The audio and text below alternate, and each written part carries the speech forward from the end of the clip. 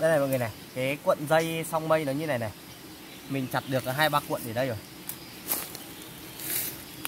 Đấy. Mình nghĩ là tầm này là đủ rồi đấy. Cái này mang đi làm lán thì mình sẽ phải dùng đến cái này. Tiếp tục đi thôi. Ui, đầy nước rồi. Mời tất cả mọi người uống cái nước thân chuối với mình nhá.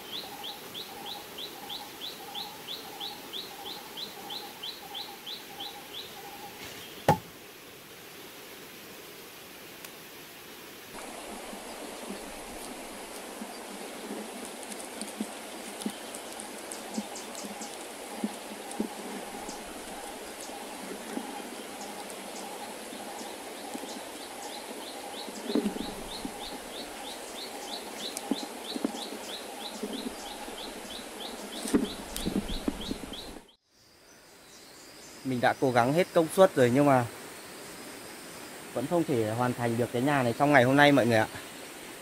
Bây giờ thì mặt trời cũng sắp xuống núi rồi đấy. Khả năng là mình phải lên trên rừng kiếm lấy một ít đồ ăn cho tối nay. Tiện thể là chặt lấy một ít cái lá cọ ấy, để mình che lên trên cái mái này, để đêm nay mình qua đêm ở dưới này. Bây giờ thì lên trên rừng kiếm chút đồ ăn thôi, không tối nay không có gì ăn đâu.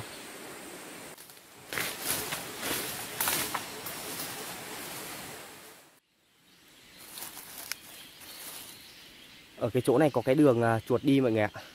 Đây này, nó đi từ cái búi bên kia quăng quăng ra chỗ này sang xuống đâu bên này này, là cái bẫy đó mọi người nhá.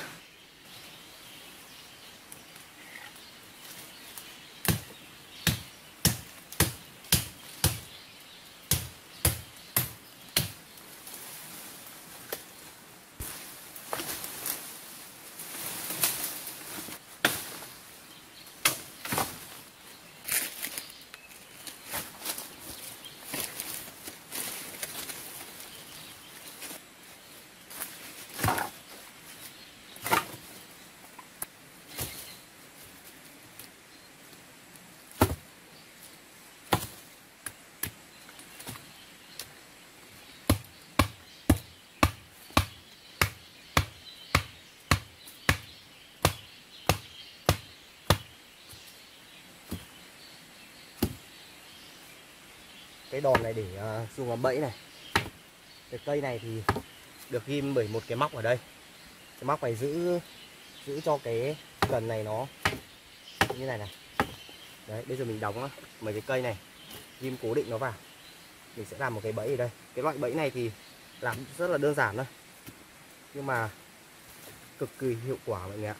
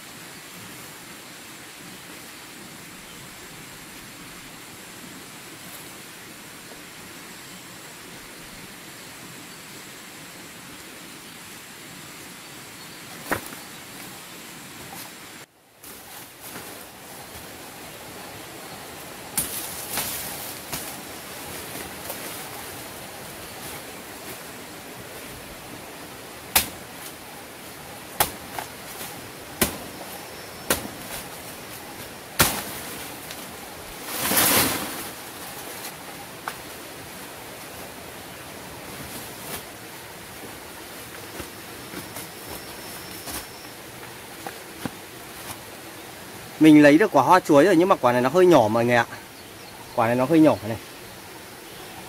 Có cái ăn rồi.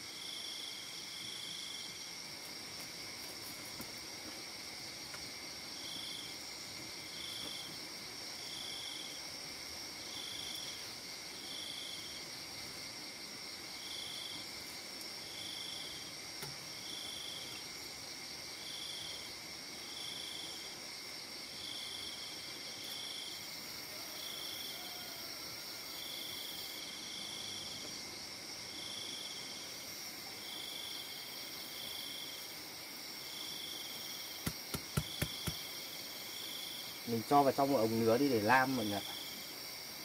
Đấy, trời còn sáng thì mình chặt được 2 ống để đêm làm cái quả hoa chuối này để ăn.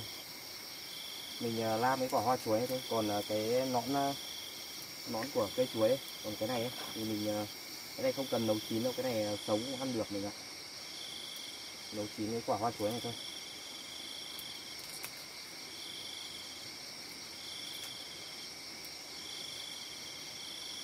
Mình làm vào 2 ống đi.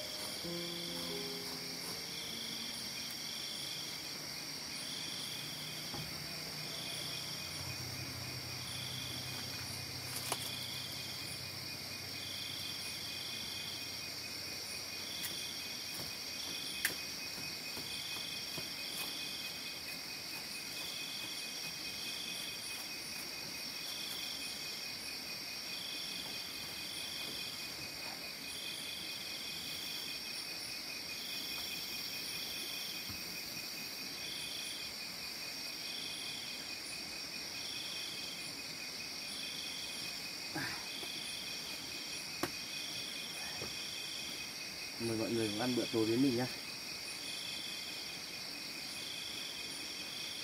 Cả ngày hoạt động mệt mỏi, đói lắm rồi. Đấy, tất cả mọi người nhé.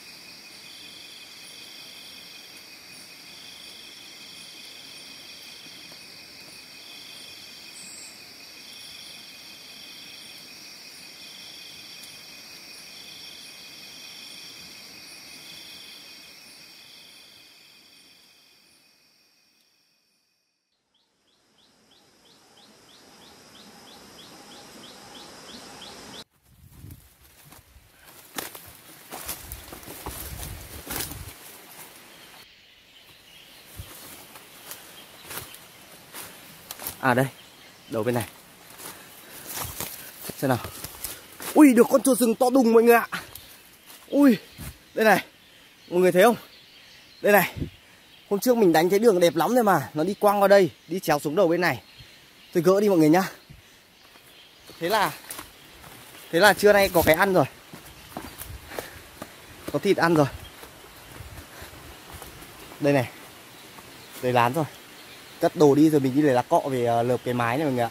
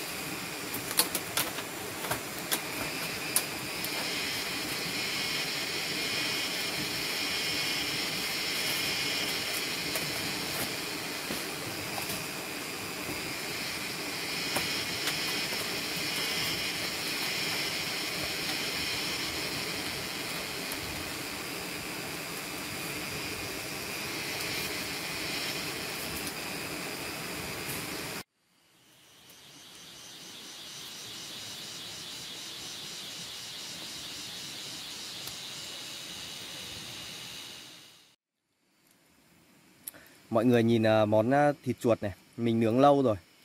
Nhưng mà thịt nó kiểu nó béo ấy, con này nhiều mỡ lắm. Này mọi người nhìn này, mình xé lấy cái phần đùi nó ăn trước mọi người nhá. Ui, mọi người nhìn này, ngon không? Cái này mà có thêm một chút gia vị muối ớt, hạt dổi, mắc khén thì quá là tuyệt vời luôn mọi người ạ. Mời mọi người nha.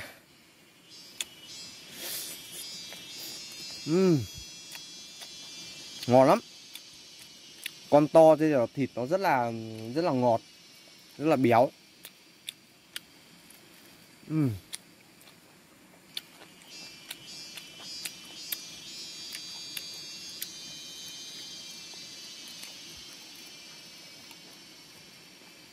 Ngon lắm.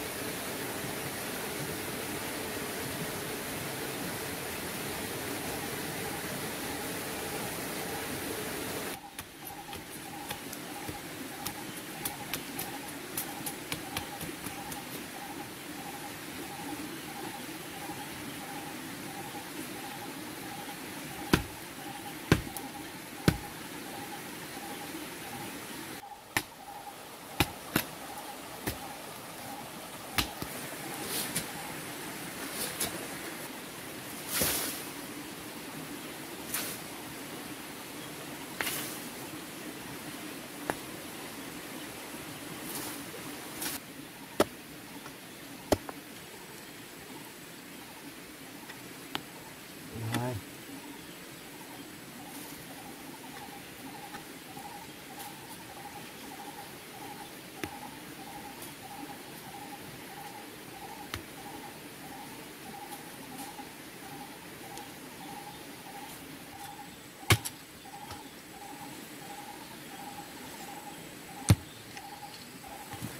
Lấy được bằng này thôi mọi người ạ. Mình đã cố gắng để cho nó không bị gãy nhưng mà nhiều đá quá không giữ được. Để đây thôi, lấy dây buộc gọn vào.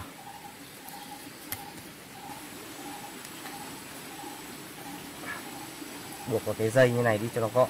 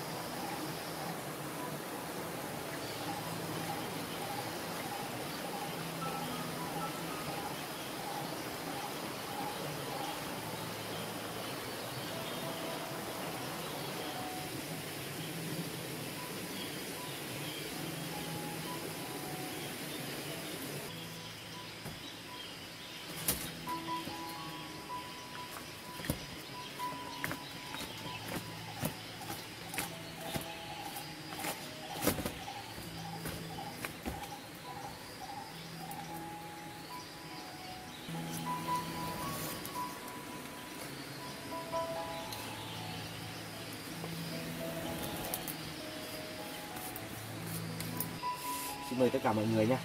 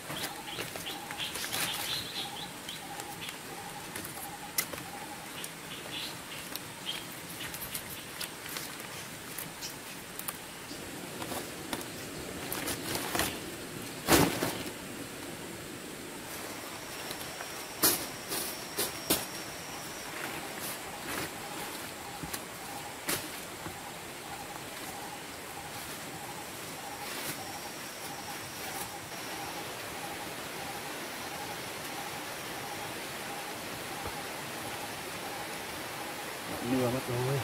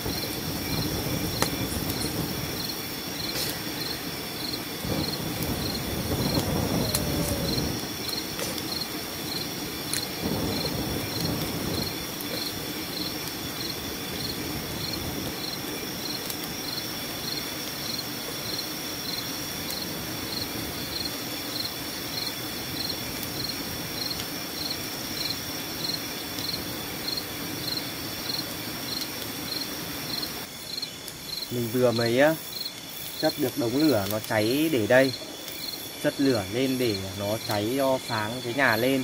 Với lại là có lửa thì nó đỡ được các loại côn trùng và rắn rết nó bò tới gần lán. Bây giờ thì cầm theo cái con dao này rồi đi vào trong khe đi kiếm thức ăn mọi người nhá, đi kiếm mồi. Đấy. Đoạn này mình đánh cái nắn cá ở đây này. Thăm thử xem nào. Dính con cá nào chưa? À đây. Đèn tối tối nhìn cứ tưởng là bay cả nắn rồi chứ.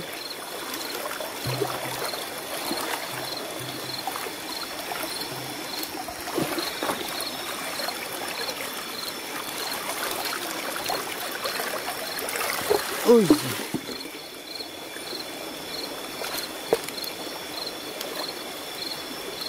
Không được con nào à? Ô, Ô, được 2 con trê kìa. Ô, được 2 con nữa. Đây này mọi người nhìn thấy không? Bươm bướm bay cả vào mồm.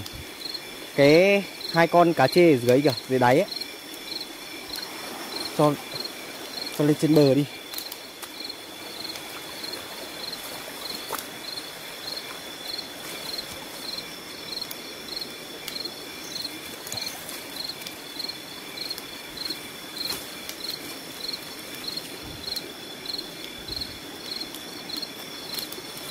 Bây giờ phải tháo cái chốt này ra này. Tháo cái chốt này ra mới bắt được nó.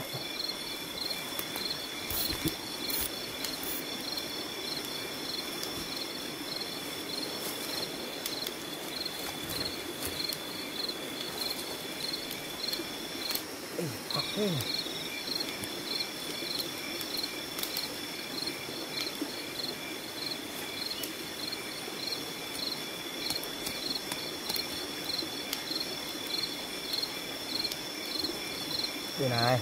Ui ui ui ui. Được 2 con mọi người ạ, 2 con cá trê. Ui ui. Lởn nhanh thế.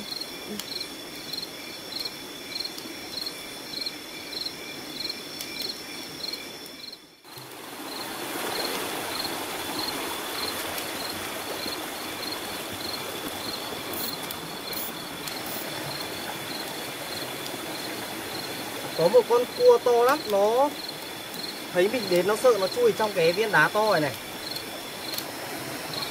Tuần thử viên đá này lên xem bắt được không. Cái ống này đây đã.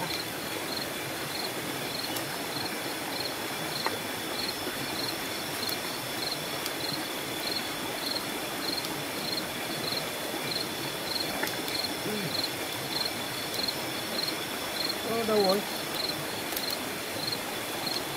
Đâu nhỉ?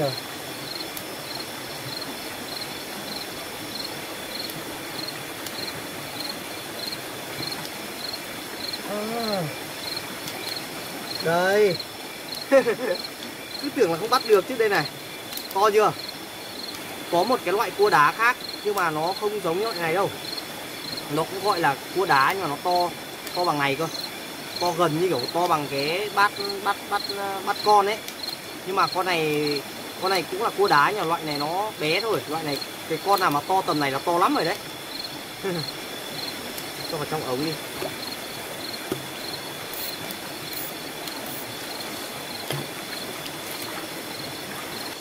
Mình bắt hồi nãy đến giờ cũng được khá nhiều mọi người ạ. Đây này, đựng hết ở trong cái ống này rồi. Mình tắt máy quay đi để mình tập trung dùng đèn soi bắt cho nó dễ. Không mình vừa quay rồi mình vừa đi bắt lại phải quay nữa, nó không quay thì nó không được rõ vì thiếu sáng, mà mình bắt thì nó cũng khó nữa. Nên là mình soi bắt cho nó nhanh, không sợ khuya mất. Đây này, để hết trong này rồi. Bây giờ đi về chế biến để ăn thôi mọi người ạ. Ở đây mình nhìn thấy có một ít cái lá chua này này. Hái lấy một ít lá chua này để đem về nấu với cá.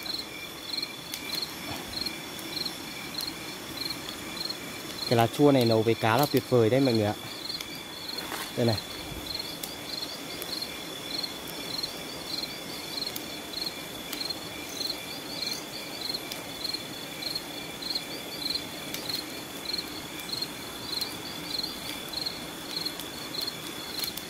Cũng không có nhiều lắm, mình hái được một nắm nhỏ này mọi người ạ. Đây này, lấy cái này về nấu với cá ăn cho ngon. Cái này thì chua lắm, nấu với cá thì hợp. Giờ đi về thôi. Ui, làm tối om này. Tối om như không có người ở ấy. Bếp tắt hết rồi.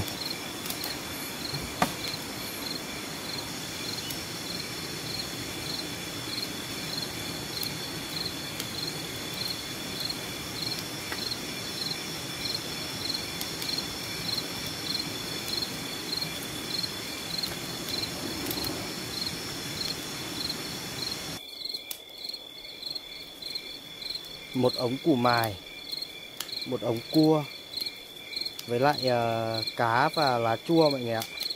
3 ống.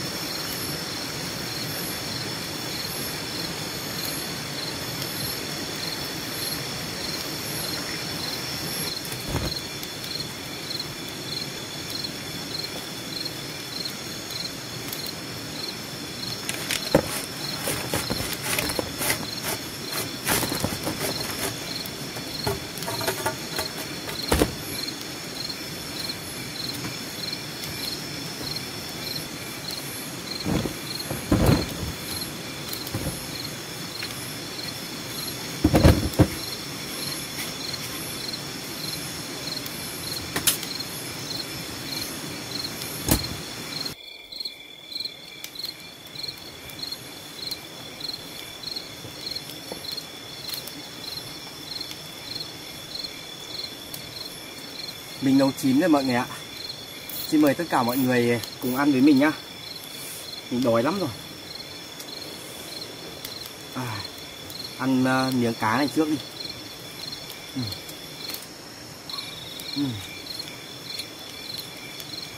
Cá nấu với cái lá chua này ngon lắm.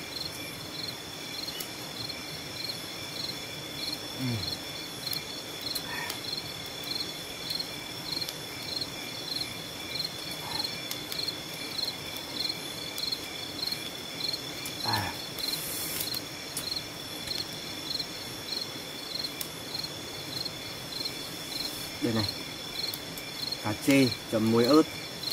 Xin mời tất cả mọi người nhá.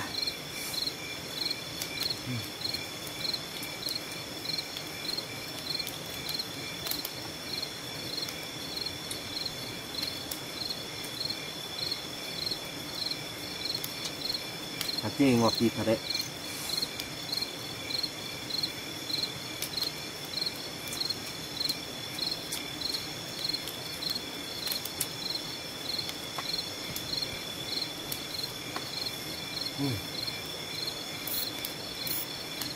Ngọt quá.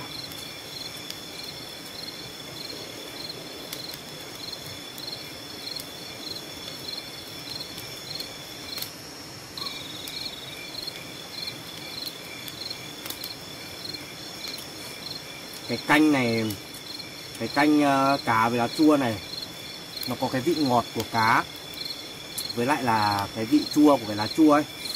Uống nó sướng lắm. Nó vừa ngọt mà vừa chua chua. Ăn cái củ mài này vào xong rồi uống một ngụm cái nước này vào, cái canh này vào, tuyệt vời luôn.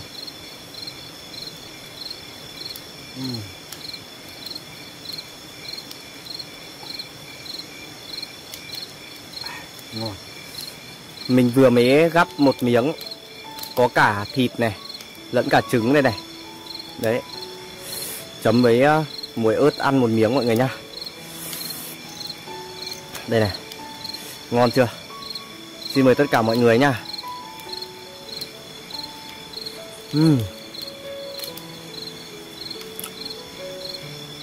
Ngon lắm.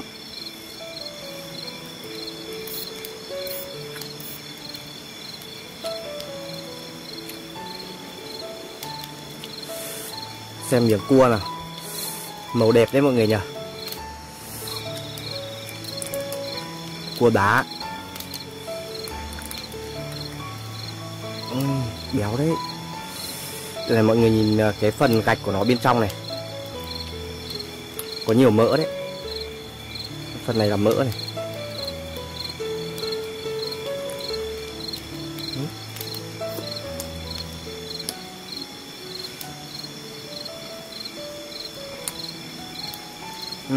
Cái mỡ này nó ngọt. Mỡ này.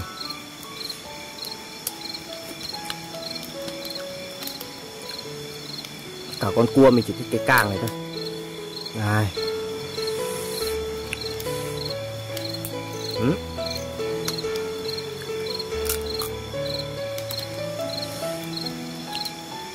Đây. Đó. Trời.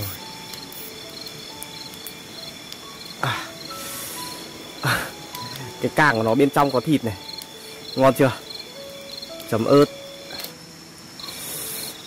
Xin mời mọi người nhá.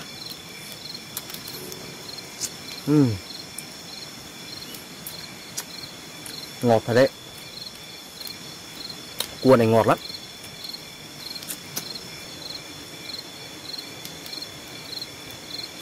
Tuyệt vời. Ngọt quá.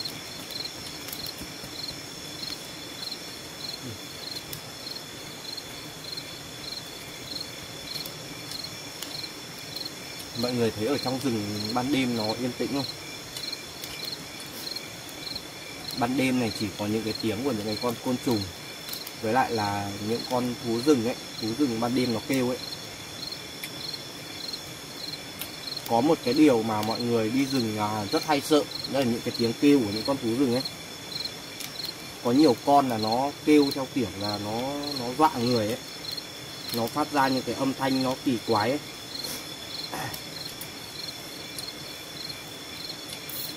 Nhưng mà không phải đâu, đấy là tiếng con thú rừng nó kêu rồi. Ăn cái cá này ngon.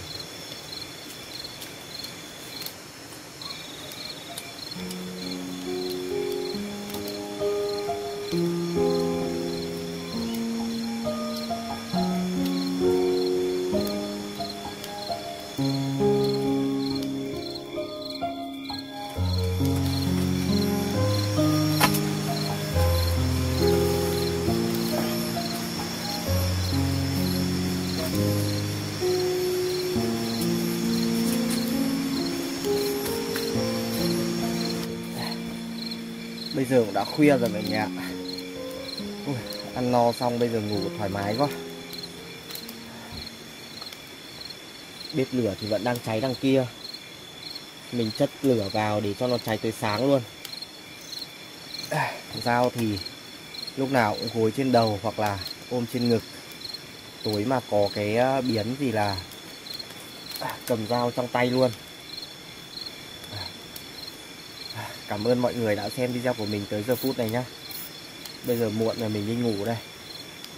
Hẹn mọi người ở những hành trình tiếp theo của mình. Xin chào tất cả mọi người. Chúc mọi người ngủ ngon.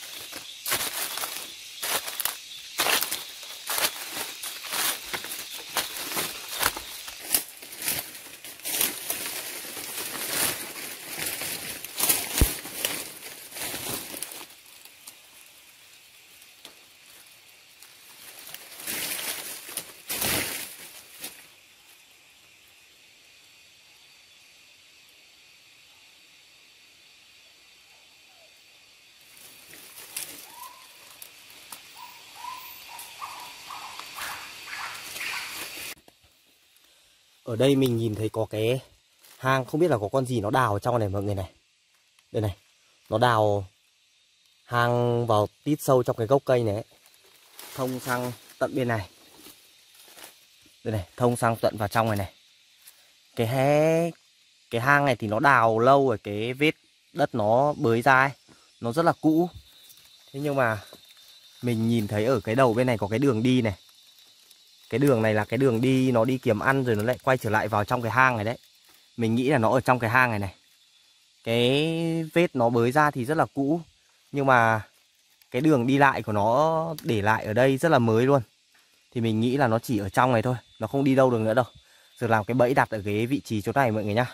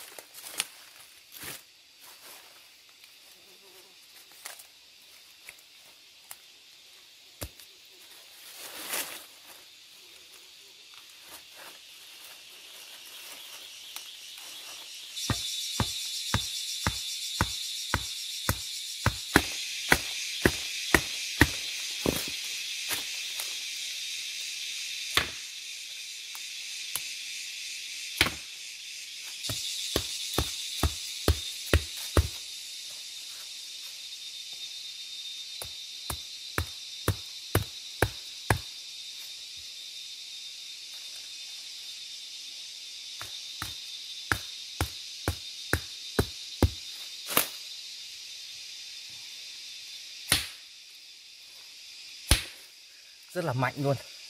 Cái này mình nghĩ là nếu mà nó ở trong này ấy thì lúc tầm khoảng 8 đến 9 giờ tối nó ra kiếm ăn là nó đi qua cái bẫy này là chỉ là trúng rồi. Giờ mình làm cái cò để khóa cho cái bẫy này đã.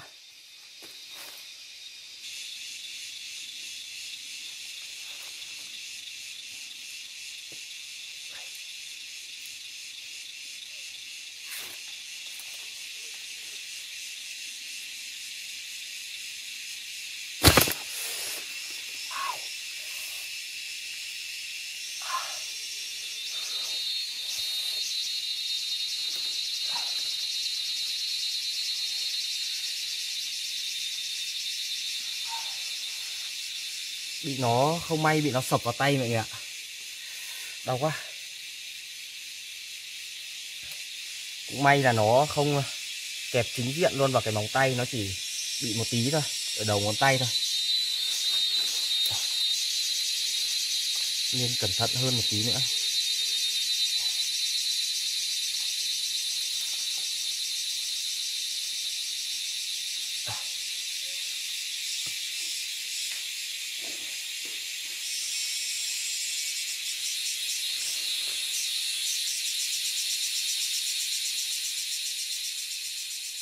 Đây này mọi người ơi, cái bẫy mà mình vừa mới làm xong là như thế này này. Ở phía đầu bên trên này là cái lẫy mà mình làm cái cò ấy. Đây này. Mình vót mắc nó như thế này. Mọi người nhìn thấy không? Đây này, phía bên dưới này là có một cái thanh cần nhỏ cây ngang ở đây. Ở phía chỗ này ấy là mình làm một cái vót ở cái cây nhỏ này xuống một cái khuyết ở đây. Để lúc lên ấy là mình cho vào mắc vào cái cây dọc dọc này, cái cần dọc dọc này. Đấy, khi nào mà cái con chuột nó đi qua nó dẫm vào cái cây ngang này thì cái lẫy, cái cò chỗ này nó bị tuột ra. Tuột ra là hai cái cần này nó bị bắn lên trên này. Nó tuột ra là nó bị bắn lên ngược lên trên này. Và cái cây đà to này, cái cần to này nó sẽ đập xuống đất và đè cái con chuột ở đây là được mọi người ạ.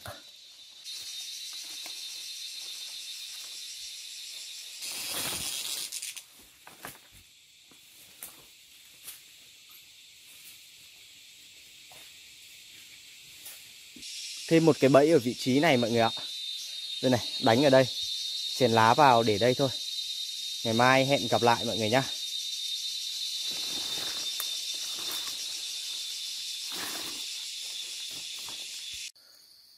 Hôm nay mình tính là làm thêm một cái lán nho nhỏ để trú ẩn qua đêm, nhưng mà không kịp rồi mọi người ạ. Tập trung đánh được mấy cái bẫy thì trời nó tối mất rồi. Tối nay là mình không có chỗ để ở.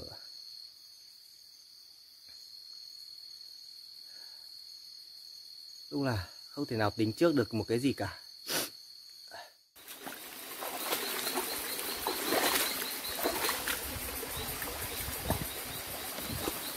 Nước ở trong rừng lạnh thật đấy. Ở ban đêm lạnh lắm.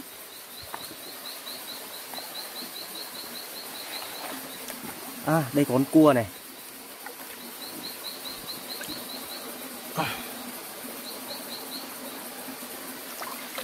Khi ở trong rừng đang đói thì những cái con cua này, một con. Cái này sẽ là thức ăn của mình đấy.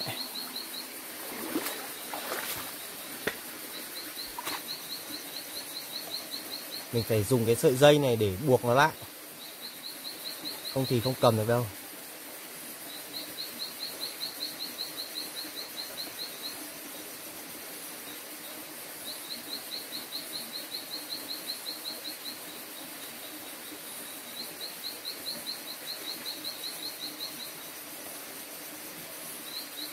Ở trong rừng này kiếm đồ ăn khó lắm.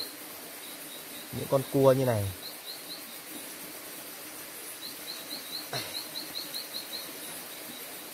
Không bắt không được. Không bắt thì không còn gì để ăn nữa đâu. Đấy, buộc vào như này, xách theo.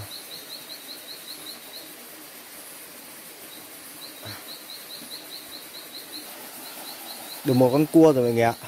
Giờ tiếp tục đi kiếm thôi. Mong sao là bắt được thêm một con cá hay là con ếch gì đấy. Vì ở trong khe này nó cũng nhiều ếch lắm. Con ếch rừng ấy.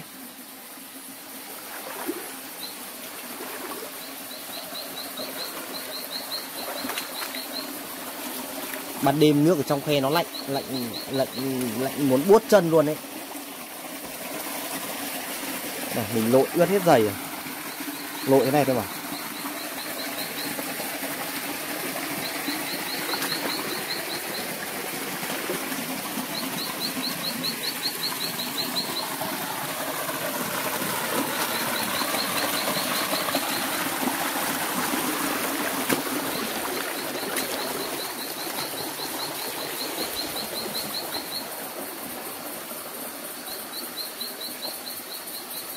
Ban đêm này ở trong rừng thì chỉ có tiếng của những cái loại côn trùng, với lại có tiếng của các loại chim nó đi săn đêm ấy, nó kêu thôi. Còn nó rất là yên tĩnh. Đây còn vũng nước to này. Nước con cá nào đây không?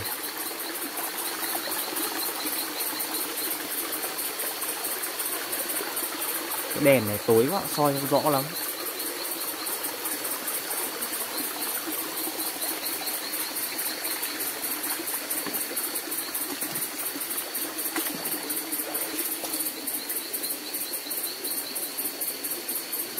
Những cái hang hốc kiểu này nó hay có những cái con cái loại cua đá ấy, cái loại cua to to tầm này này. Có cái loại to như này nó hay ở những cái hang hốc kiểu kìa. Nó hay đào hang vào trong cái đấy, chỗ đấy đi. Mình cũng không chắc là có bắt được loại đấy không. Nhưng mà cứ gặp là con gì ăn được là lấy mọi người nhá. Con này bé này cũng lấy thôi.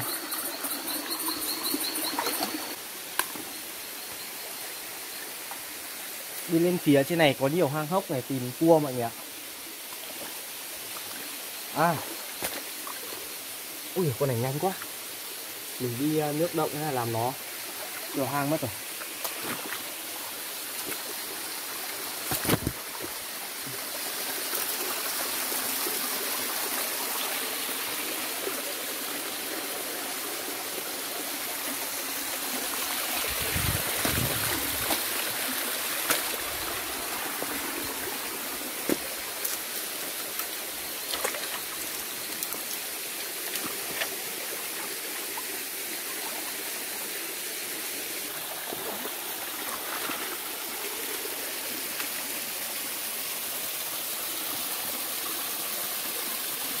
Ui, dưới này có cá này.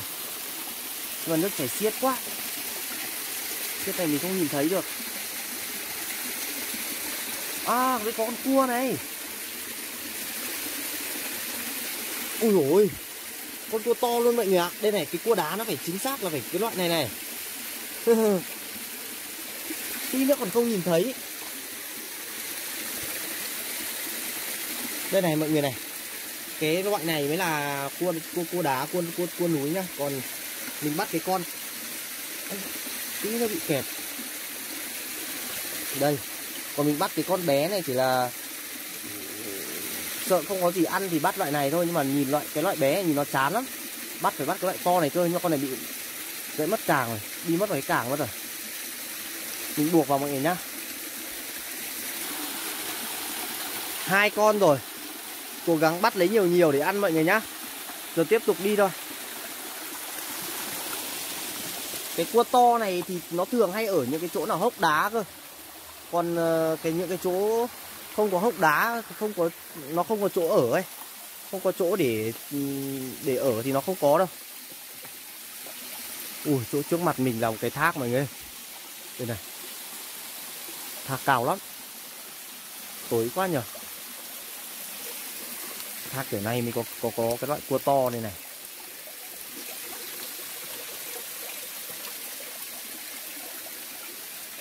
Ô, dưới này có cái con gì này, con nòng nọc này.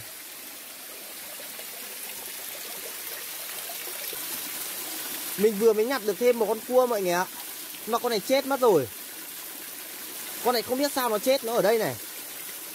À, có khi là Có khi là nó bị rơi thác đây này cũng nên này. Cái thác này cao lắm, ở tít tận trên kia kìa. Có khi là nó đi kiếm ăn nhưng mà nó kiểu gì nó rơi ở đây thôi. Đây nó đấy, mình thấy nó nằm ngửa bụng đây mà. Chết mất rồi, nhưng mà con này có khi là mới chết đấy. Con này nó không hôi đâu. Mang qua bên này xem nào. Cứ lấy mọi người nhá. Tí nữa mang về nướng lên, nếu mà không ăn được thì vứt đi. Con này nó mới chết thôi mà. À đây này. Đây này mọi người thấy không? Cái chân nó còn bị gãy này. Đây này, con này đúng rơi thác rồi. Con này cua đực này, cua đực cái bên dưới này nó bé. Con cua cái này nó rộng gấp đôi cơ. Đây này. Này giống như cái bộ phận di sản nó ấy. Này gãy cả chân này này, con này đúng rơi thác rồi. Buộc vào đây đi. Chết cái mềm oặt đây này.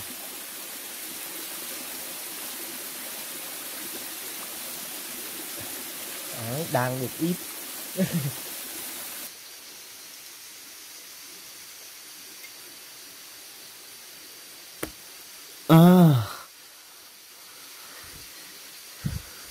Mọi người bảo có được không? Ok.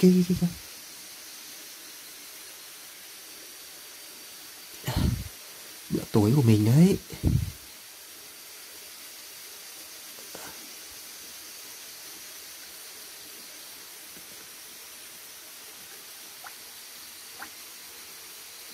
Mắc kẹt đây này. Đây này. Được một con cá mà anh ạ. Vẫn còn nhiều lắm. Ê, đây. Cất con này đi băm tiếp.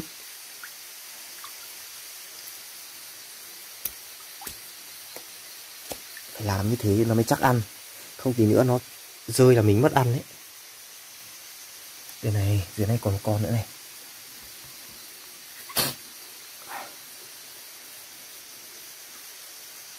Nhỉ. Không lấy nét được cho mọi người xem. Ôi đừng có chạy. Chạy đâu rồi? À đây.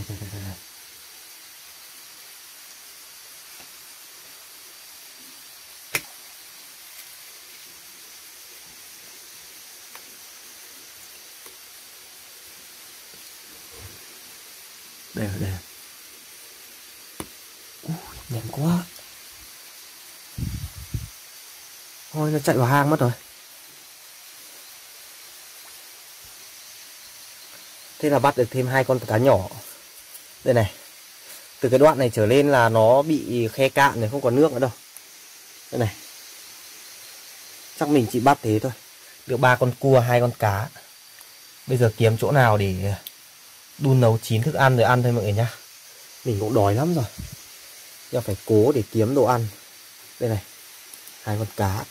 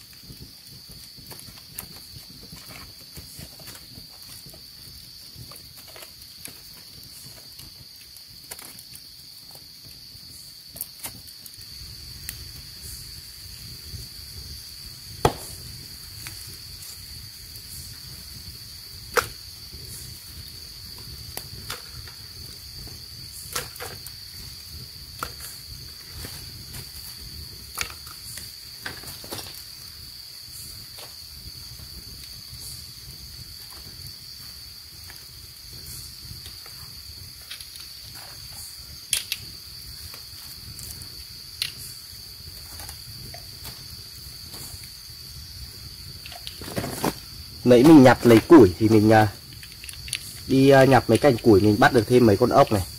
Đây này, mấy con ốc rừng ấy, to lắm. Nếu mà cho bếp đi, lúc đợi chín thì lôi ra ăn.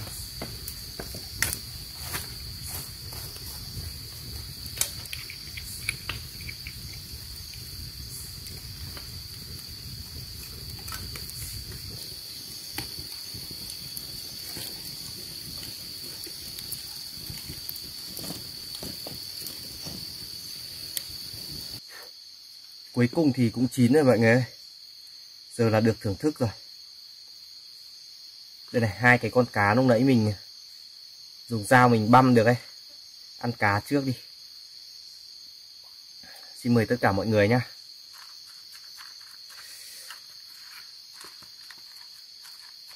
Chấm ớt thật cay à, ăn cho nó ấm người. Xin mời tất cả mọi người nhá. Mình ngồi ăn luôn ở cái khe cạn mọi người ạ.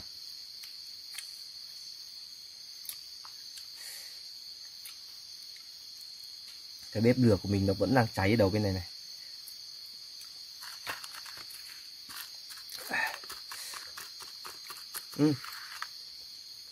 Quên mất.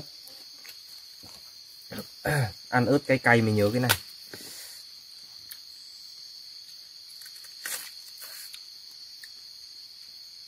Ăn cái này để chống khát nước. Ớt cay đấy.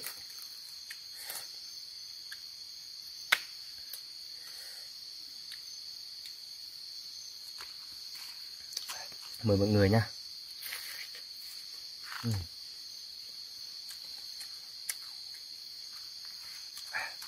Cái nón chuối này, nếu mà ăn nguyên nọn chuối này không thì không ngon đâu, phải chấm với muối ớt nó mới hợp mọi người ạ.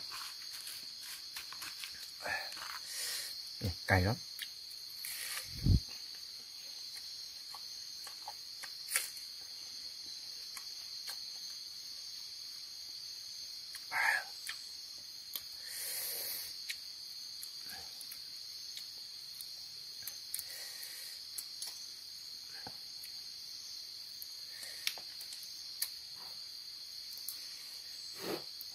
Cái con ốc này ở ngoài miệng nó vẫn còn có đất ấy.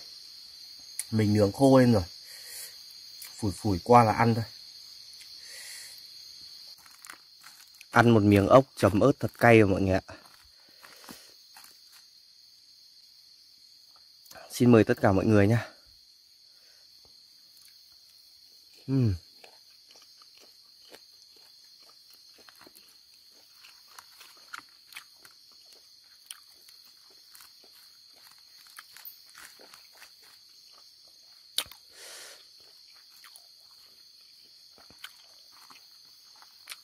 Ăn kèm thêm miếng ớt này, mình ăn bốc này thôi.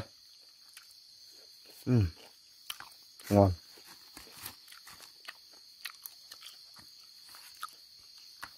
Ăn kèm thêm một miếng nọn chuối này vào nữa.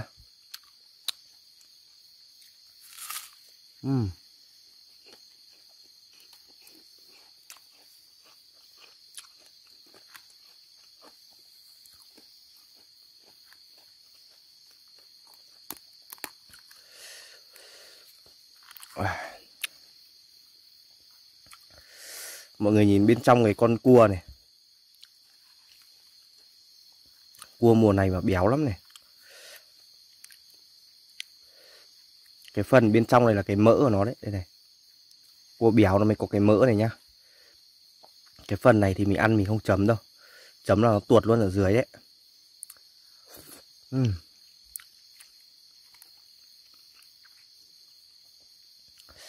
Vì cái này nó ngọt mà. Mời tất cả mọi người nha.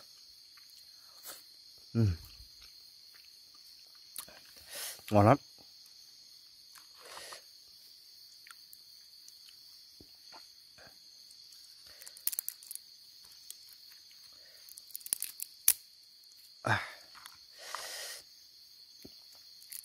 Giờ mình ăn cái phần thân của con cua này.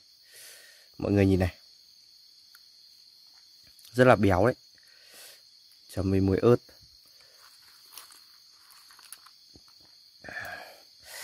Mình ăn cay cay để cho người nó ấm. Đây này, mời tất cả mọi người nhá.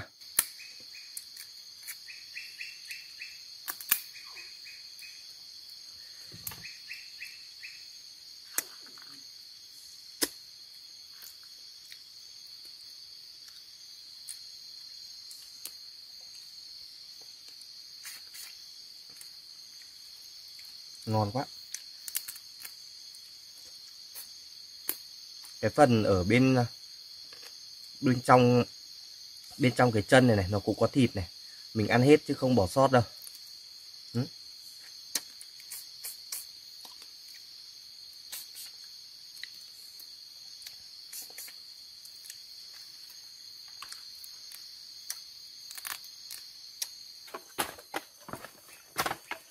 Mình ăn xong rồi mọi người ạ. Đang ăn thì trời gió nó ù. Không biết là tối nay nó có bị mưa hay không. Mình đang di chuyển xuống cái khu vực dưới này, đi tìm chỗ nào đấy để đi ngủ. Không thì ở đầu bên này giữa cái khe cạn thì không ngủ được đâu. Bây giờ thì đi xuống đây thôi.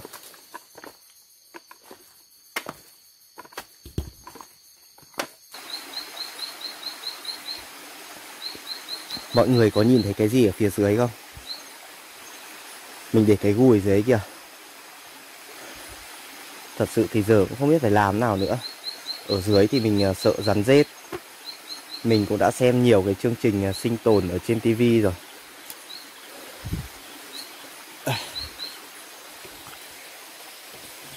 Một việc nó giống như kiểu là bị điên rồ ấy, nhưng mà mình đang thực hiện mọi người ạ. Trèo lên cây để ở mọi người ạ.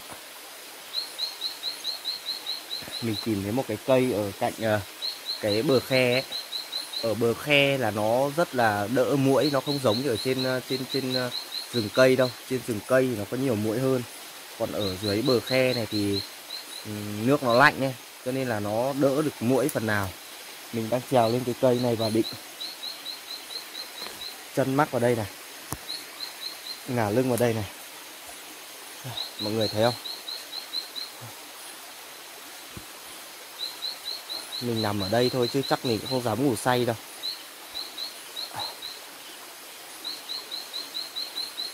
Ở trong rừng thì thật sự là có rất là nhiều rắn.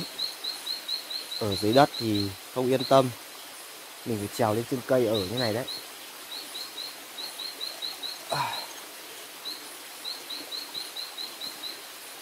Không biết như nào nữa. Mong là mọi chuyện sẽ ổn.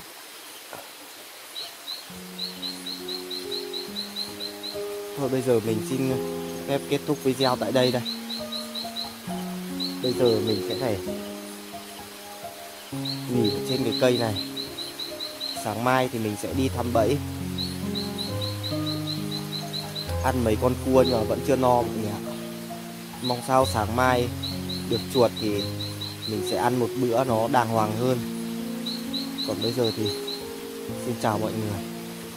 Chúc mọi người ngủ ngon.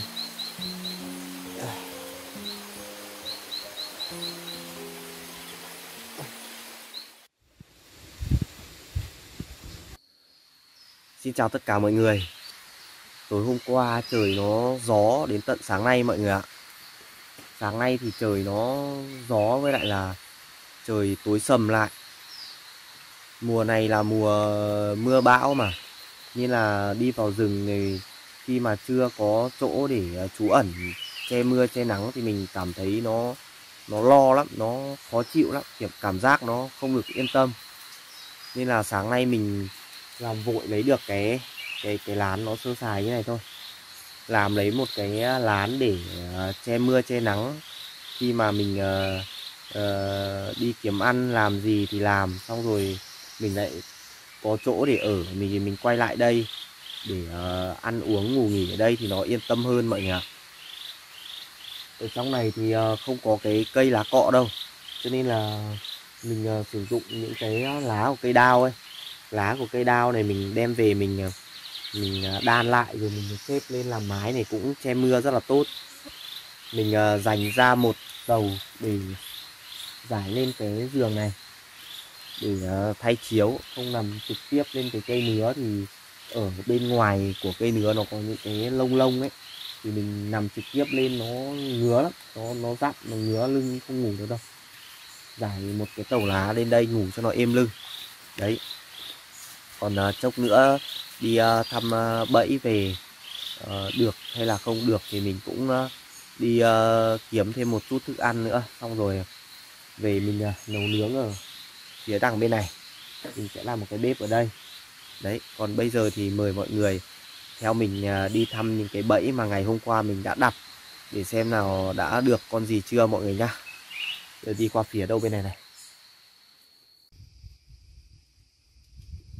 Mọi người nhìn trời kìa, nó sắp mưa rồi đấy. Gió lại ầm ầm tới rồi.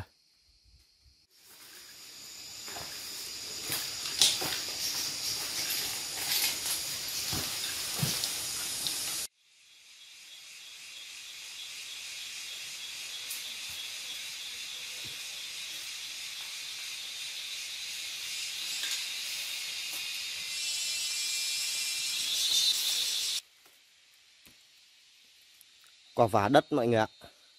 Đây này, mình hái được một nắm như này rồi. Cái quả này là cái loại mềm ấy. Cái loại hôm trước mình nói là cái loại cứng đây này. Đi đến hôm nay mình mới gặp được cái loại mềm. Nó mọc ở trên mặt đất nhiều lắm. Mình vừa mới gọt ra này mọi người này. Nhìn ngon chưa? Xin mời tất cả mọi người nhá.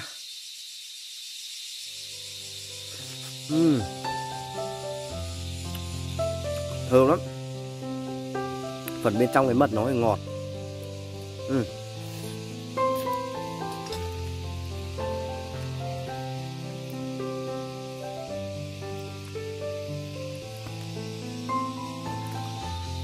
Ăn một quả thôi.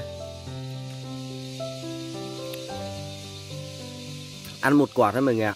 Vẫn còn nhiều lắm. Cái này đi thăm bẫy xong chốc nữa mình ăn sau mọi người nhá. Rồi cất đi thôi.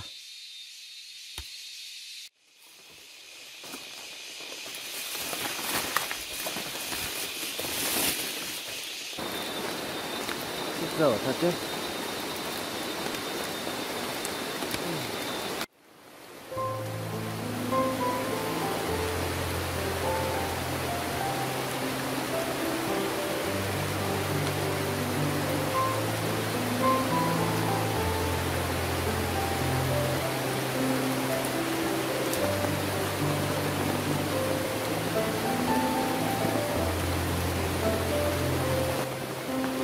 Chặt tạm lấy cái tàu lá của cây giấy này để che mưa đã.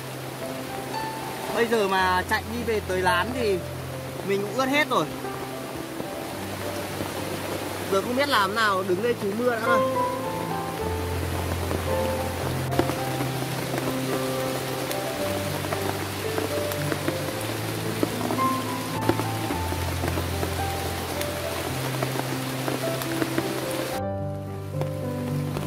Nó ngớt ngớt hơn một tí rồi mọi người ạ. Phải tiếp tục cơ. Không chờ nó tạnh hẳn thì còn lâu lắm. Ôi.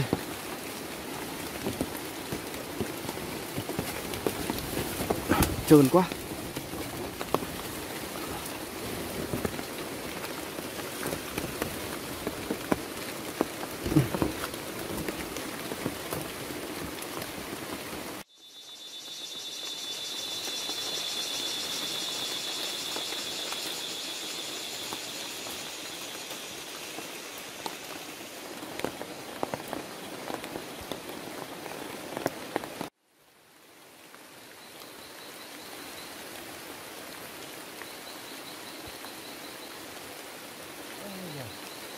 Cái này sập rồi nhưng mà lại không được chứ.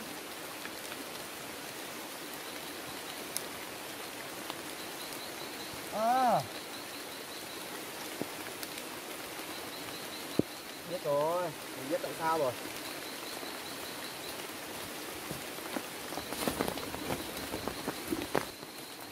Cái bẫy này của mình sập rồi nhưng mà lại không được mọi người ạ. Không phải là nó sập không phải là nó khắc sập đâu, mà là cái con chuột này nó to quá. Cái bẫy của mình kẹp rồi nhưng mà nó không giữ được con chuột ấy. Xong là nó dẫy vùng vằng cái đám cây mà mình cắm đây này. Nó bị bung bét hết ra đây rồi. Bây giờ mình lại lên bẫy lại chỗ này thôi.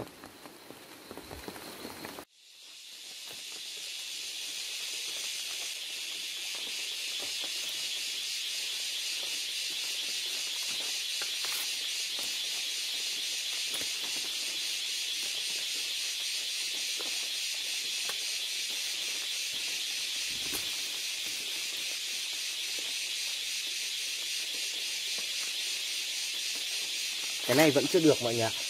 Để đây thôi.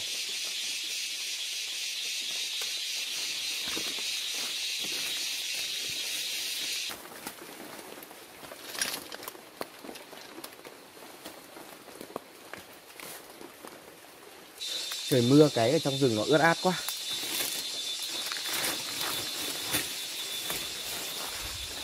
Quần áo đi quệt vào mấy cái lá cây này ướt hết rồi.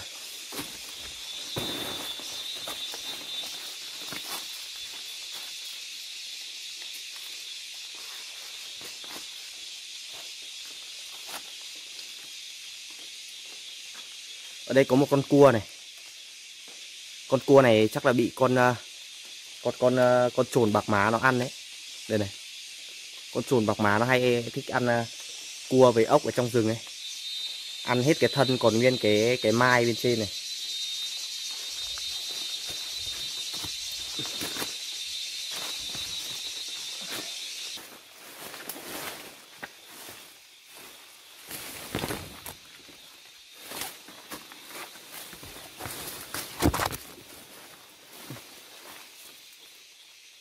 Có đi đường nào rồi nhỉ?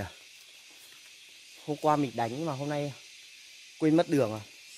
Chui không đúng đường à. Đi rộng quá. Kệ thôi. Cứ băng qua đây.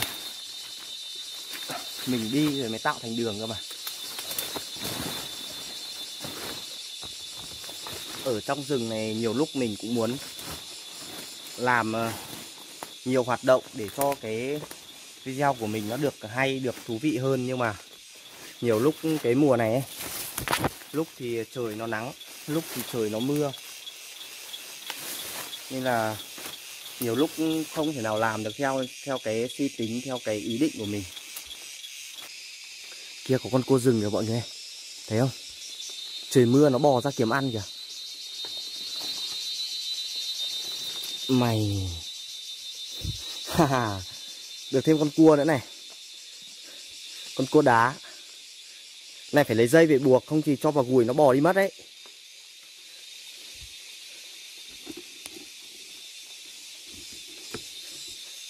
Được thêm con cua nó êm rồi mọi người ạ. Mình phải kiếm cái dây buộc qua cái kẽ chân của con cua này đi, không thì cho vào gùi thì nó bò đi mất ngay. Kiếm cái dây ấy.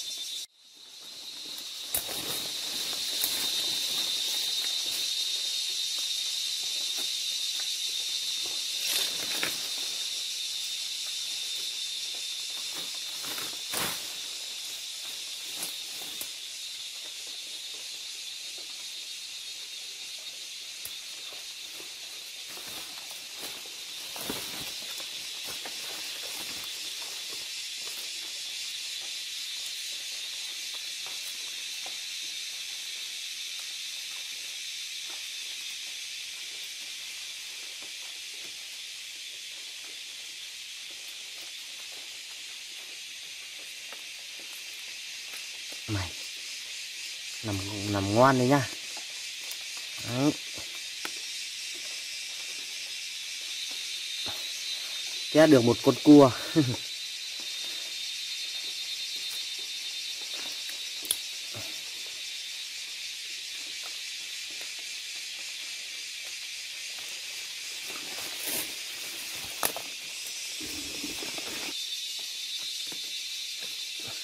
Bỏ sau gùi này đi mọi người ạ.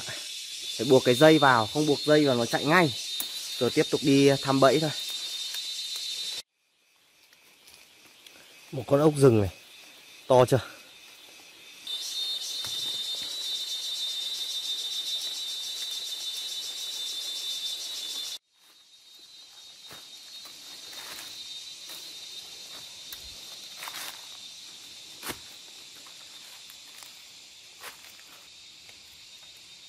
Lại một con ốc nữa mọi người ạ.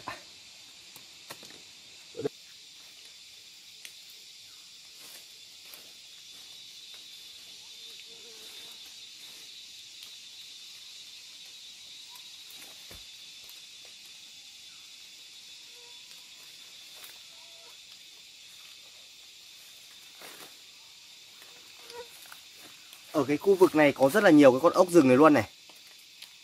Nhưng mà mình chỉ bắt đủ cái nhu cầu của mình thôi. Bằng này là đủ rồi đấy. Còn mấy con nữa mình đút đằng sau gùi này.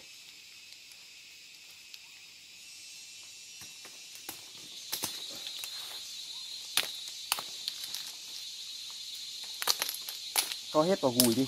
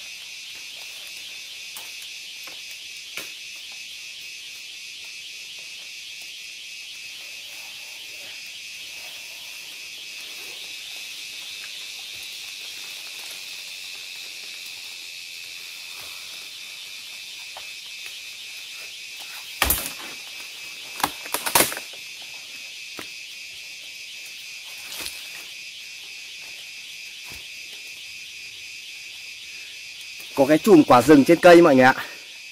Cái loại này nên ăn này.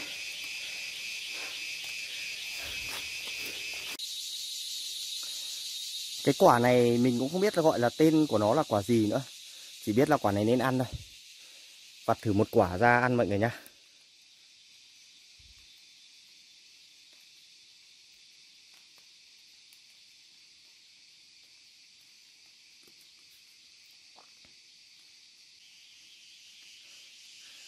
Đây này mọi người này. Mình lột cái vỏ đi, ở bên trong nó như này này. Cái quả này ăn thì ngọt. Xin mời tất cả mọi người nhá.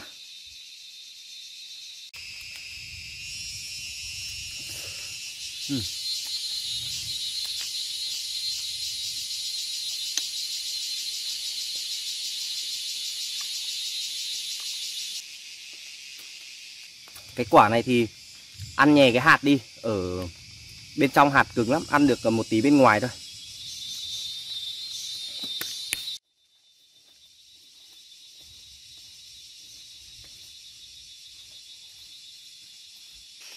Mình kiếm được khá nhiều cua với lại ốc để đằng sau gùi mọi người ạ.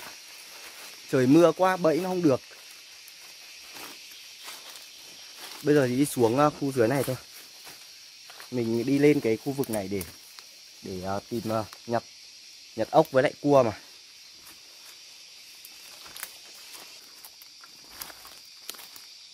Ui, tuyệt vời quá mọi người ạ. Đối với mình ấy, vào trong rừng cái điều tuyệt vời nhất không phải là bẫy được con gì không, mà cái điều tuyệt vời nhất của mình ấy là đi vào trong rừng tìm được nhiều cái loại cây ăn quả của rừng ấy. Đây là mình cho mọi người xem nhá.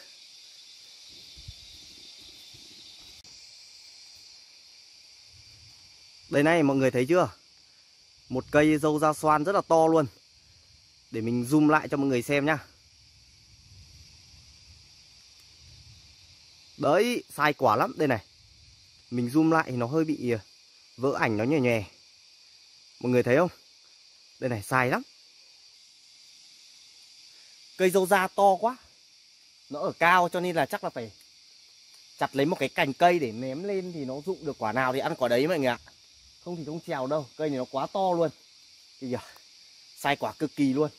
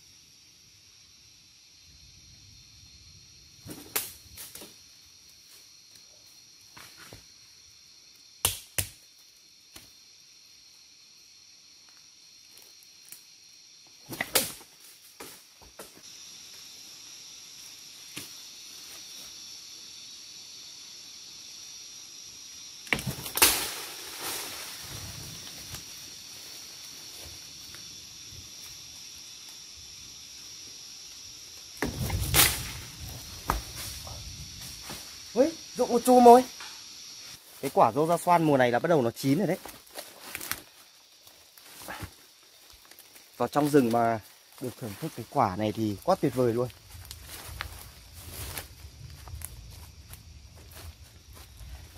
Đâu rồi nhỉ?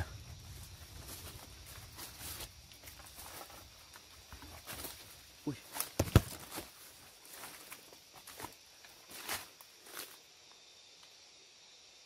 Ôi nhỉ.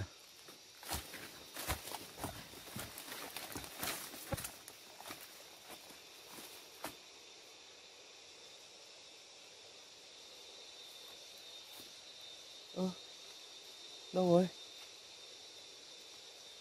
À, nó mắc trên này rồi.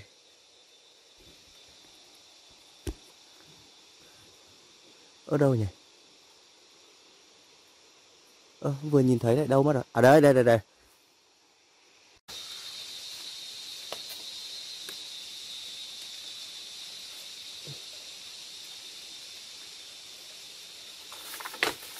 Ôi giời ơi.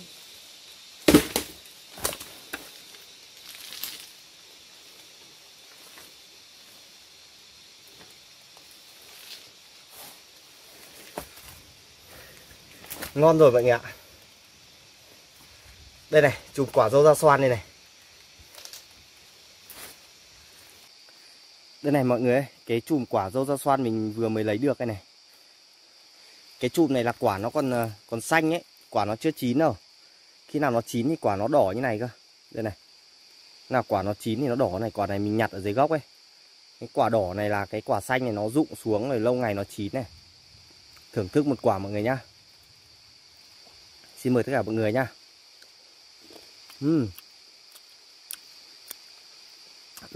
Chua.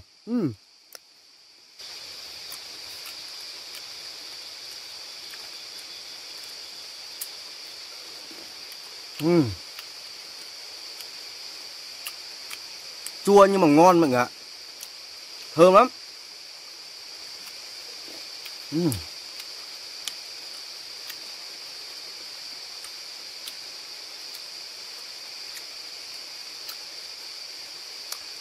Cái hạt ở trong nó chát, nó không ăn được nha mọi người nha. Mình bỏ đi thôi. Cái quả này ít nữa nó chín thì ăn ngon hơn này. Ít nữa nó màu đỏ ăn nó ngọt hơn. Còn bây giờ chua lắm.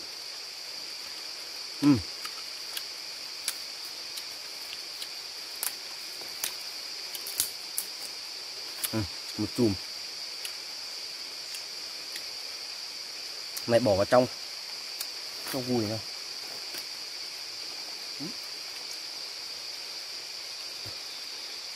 Trời lại bắt đầu mưa rồi mọi người.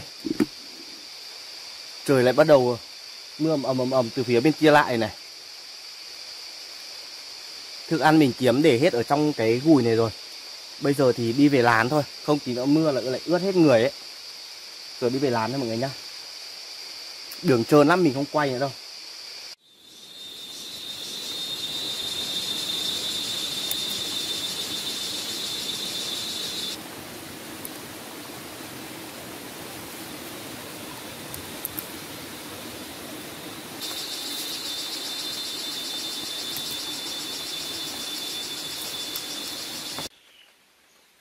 Hồi nãy tới giờ thì mình về tới lán rồi mọi người ạ. Hái được một bó rau dớn rất là to luôn. Đây này. Rất là nhiều. Cái rau dớn này thì mọc ở bờ khe có nhiều lắm. Chùm dâu da xoan của mình. Cái này thì để chốc nữa mình làm muối ớt lên chấm lên ăn mọi người nhá. Còn bên này nữa này. Đây. Hôm nay trời nó mưa nên cái con cua rừng này nó ra rất là nhiều luôn. Mình bắt được khoảng chục con hay là hơn chục con một tí ấy. Cả con ốc rừng để hết ở trong gùi này. Nhiều lắm. Cái này thì để bây giờ ăn này. Tối nay ăn. Tối nay ăn mà chưa hết thì có khi phải để đến ngày mai nữa mình ăn. Đấy, nhiều lắm. Bên ngoài trời thì vẫn đang lâm râm mưa mọi người ạ. Mình ngồi ở đây nghỉ ngơi một tí rồi nhặt cái rau dớn này này để lam lên ăn chấm muối ớt. Và cua với lại ốc phía sau nữa. Chốc nữa mình sẽ cho vào ống tre để lam.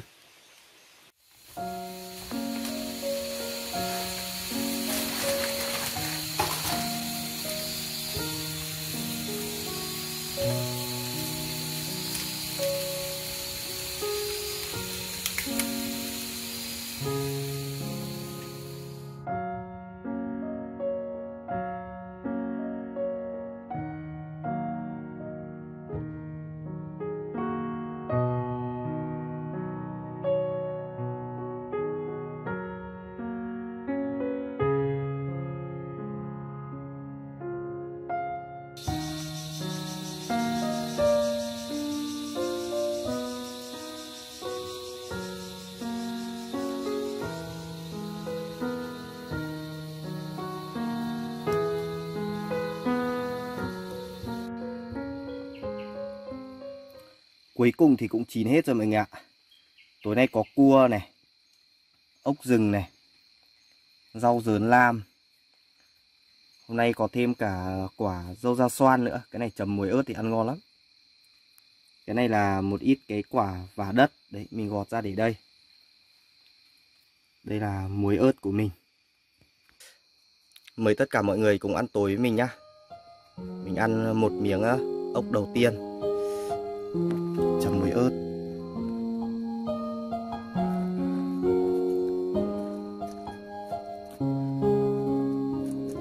Đó, chấm rất cay rồi ăn. Xin mời tất cả mọi người nhá.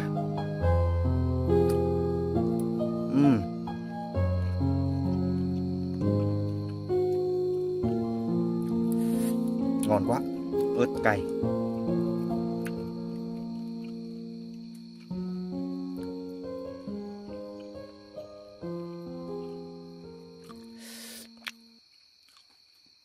Rau dớn.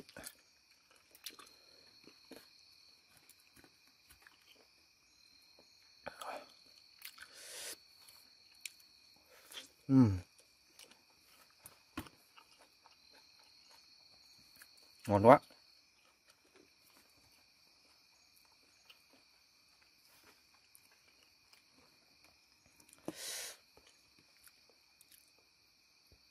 Ăn thêm cái quả này vào để không bị ngán này.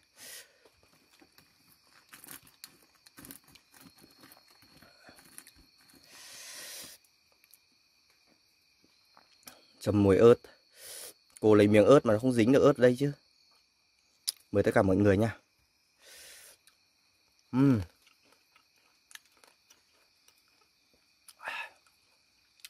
Ngon. Đã quá.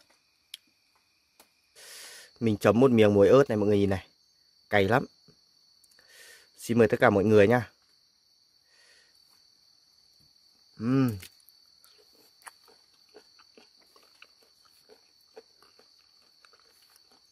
Ngon quá.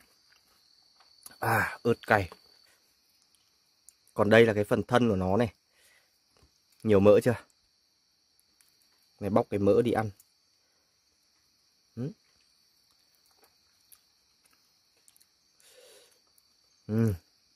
Này ngon này. Xin mời tất cả mọi người nhá. Bóc đôi ra mình chấm ớt ăn ngon hơn. Đó.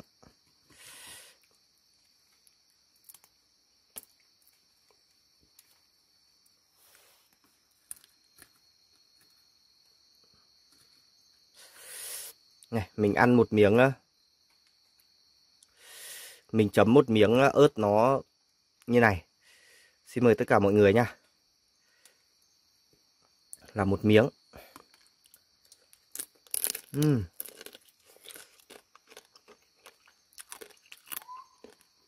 Ngon quá. Hôm nay trời nó mưa từ lúc sáng sớm mình đi thăm bẫy đến cái lúc gần tối luôn. Nó mưa nguyên một ngày hôm nay luôn.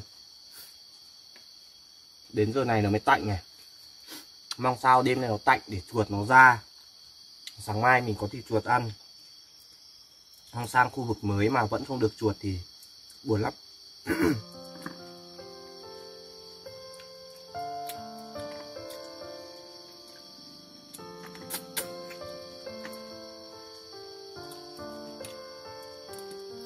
Cái cua này bẻ cái chân nó ra này, mút cái thịt ở phía bên trong chân này này, giống kiểu mút ốc ấy. Ở trong này cũng có thịt mà. Bẻ hai đầu này rồi mút một đầu là ra.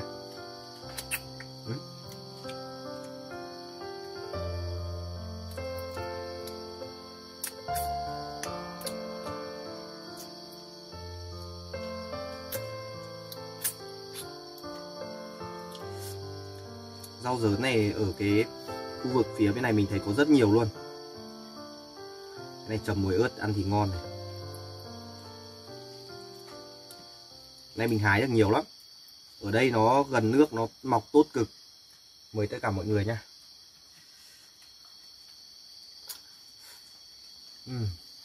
Ngon quá. Vẫn còn nhiều thức ăn lắm.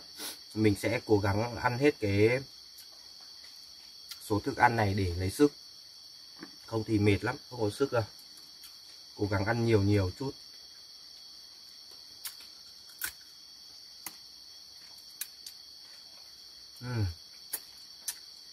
Cái phần càng này rất là nhiều thịt luôn. Càng cua này nhiều thịt lắm.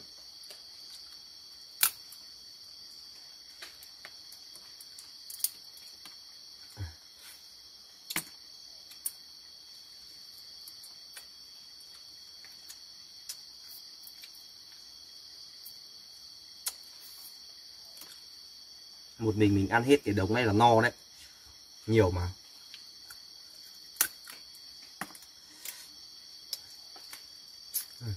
Ngọt quá.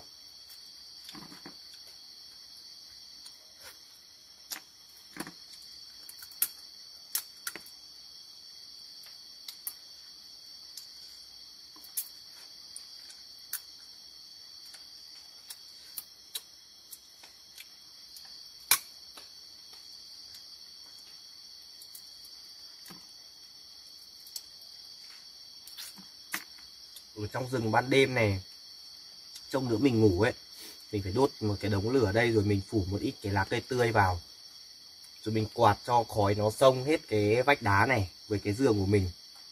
Lúc nó bị ám khói ấy, thì muỗi nó không dám tới đâu. Với lại là lúc mình ngủ mình vẫn để củi lửa cho nó cháy âm ỉ ở đây mà. Không, trong rừng này lúc đi ngủ không làm như thế thì không tránh được muỗi đâu. Sống ở trong rừng, cái lúc đi rừng đi kiếm thức ăn ấy, bị muỗi đốt thì lúc đấy là không tránh khỏi rồi. Nhưng mà cái lúc về lán thì mình ở một chỗ rồi thì phải hun khói để tránh muỗi.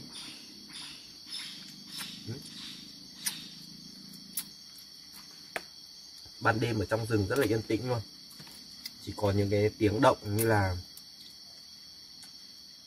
một cái lá cây nó rơi thôi thì mình cũng có thể nghe thấy. Bởi vì trong rừng nó rất là yên tĩnh. Lâu lâu thì có những cái tiếng của những con thú rừng, vậy tiếng của những con chim. Còn lại thì không có gì. Với lại một ít tiếng của côn trùng nữa. Gần như là nó rất là yên tĩnh, im lặng luôn đấy. Ăn xong cảm giác thật là thoải mái mọi người ạ. Cái bếp thì mình chất đây này, có mấy cái ống tre vừa nãy mình làm thức ăn ấy, thì mình để đây, để bên cạnh bếp để nó khô thì mình làm củi đun luôn. Mọi người nghe thấy cái tiếng kít quanh đây không? Ở đây mình ngủ ngay là cái chân của cái vách đá to ấy. Nó có nhiều cái vách đá nhỏ mà cái con chôm nó hay ở đây này. Nó kêu ở đây nhiều lắm. Còn bây giờ thì mình đi ngủ đây. Hôm nào mình sẽ bắt cái con chôm này về để nướng ăn. Ngon lắm. Con đấy nó ăn nó giống như là cái con muốm ấy. Bây giờ mình đi ngủ để lấy lại sức đây. Hôm nào trời nó nắng thì tắm phơi quần áo sau. Hôm nay quần áo bị ướt nó cũng khó chịu lắm, nhưng mà giờ tắm lại mặc lại nó khó chịu hơn.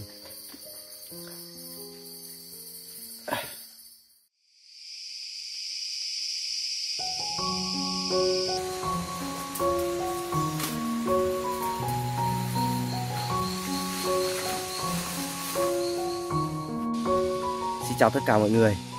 Chào mừng mọi người đã đến với tập tiếp theo trên kênh của mình.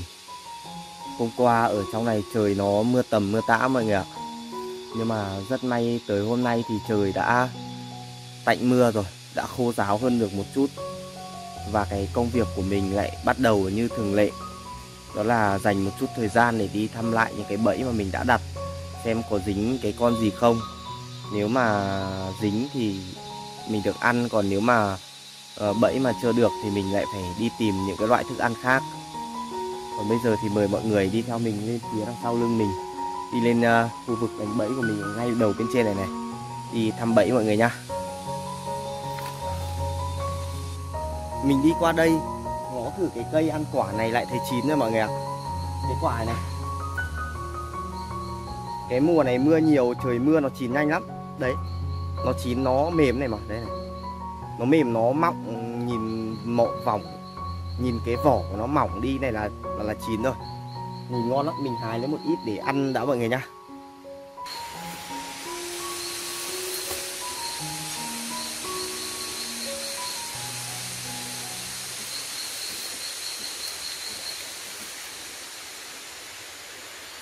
quả này mới to này. Đây này mọi người thấy không? Quả này ăn ngon lắm. À bên này còn một quả nữa. Đây này.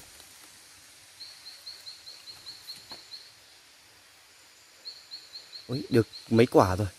Gọt ăn đã. À trên này vẫn còn. Ui. Đây này. Nó bị con gì đùn đất lên đây. À, đây. Đấy, còn 2-3 quả này để cho nó chín hơn đã.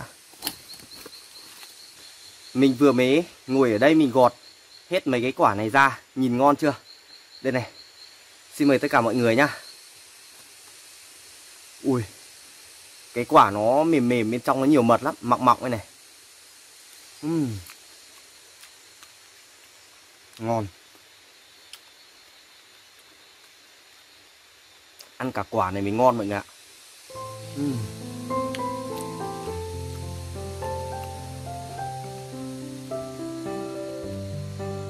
Mình ăn thêm quả nữa.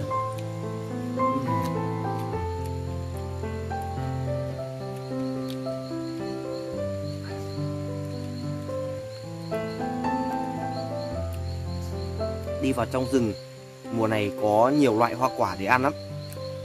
Cứ từ từ rồi mình đi kiếm, mình hái ăn dần mọi người ạ. Mình thích ăn cái quả này, quả này nó ngọt. Bên trong nó có nhiều mật đây, nó ngọt, ăn ngon lắm.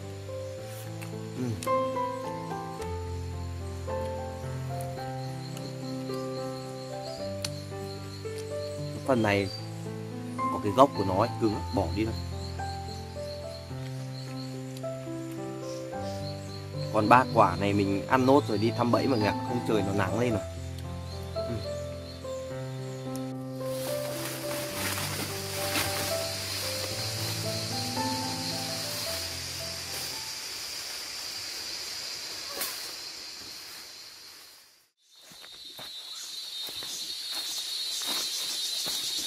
Ô,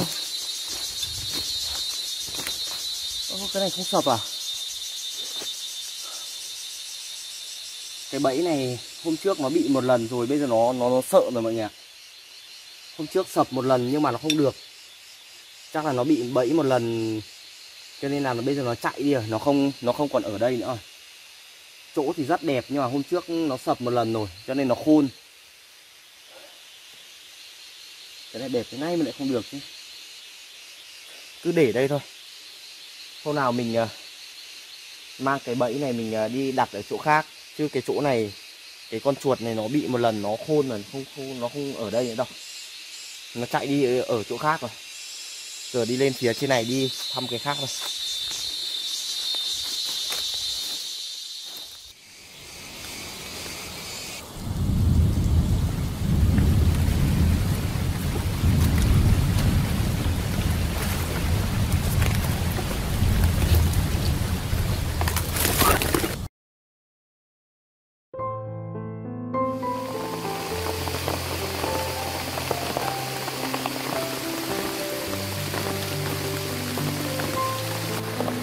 Mình đang đi đặt bẫy thì bỗng dưng trời nó mưa ầm ầm xuống mọi người ạ.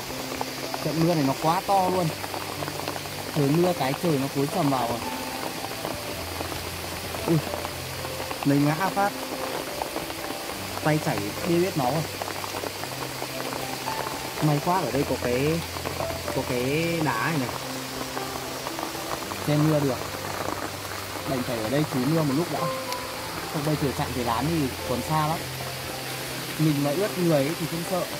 Mình chỉ sợ ướt điện thoại với ướt đồ đạc máy quay của mình như này. Bị nước mưa nó hỏng thì mình không còn gì để quay nữa. May quá. Đây này, đây có cái đá này, đây mưa được. Ngồi đây chú mưa đã thôi. Trận mưa đấy còn cay chặt lắm. Nếu đi bắt còn xong rồi. Nếu mình đi đặt bẫy mình bắt được một ít cái con ốc đá ấy.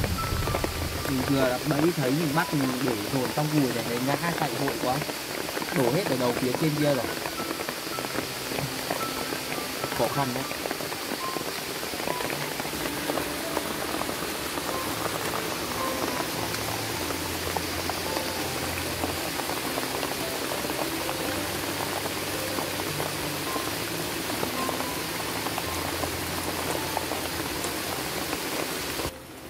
Mình ngồi chờ ở đây hơn 2 tiếng đồng hồ rồi nhưng mà trời vẫn chưa ngớt mưa mọi người.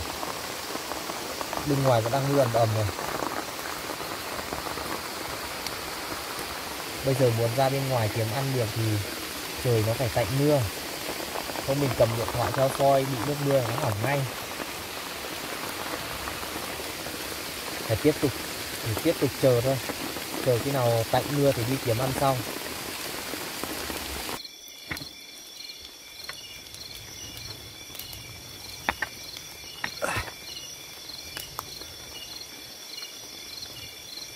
Trời nó ngớt mưa mọi người ơi.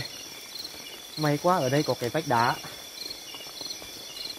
Đây có cái vách đá cho mình trú mưa, không thì ướt hết rồi. Nhân cái lúc trời nó ngớt mưa thì túc tắc đi về lán thôi. Không chốc nữa nó mà mưa trở lại thì mệt lắm.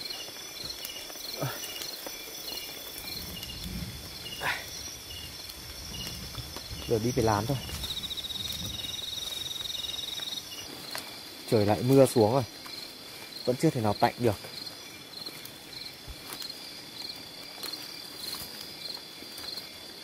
À, cua này.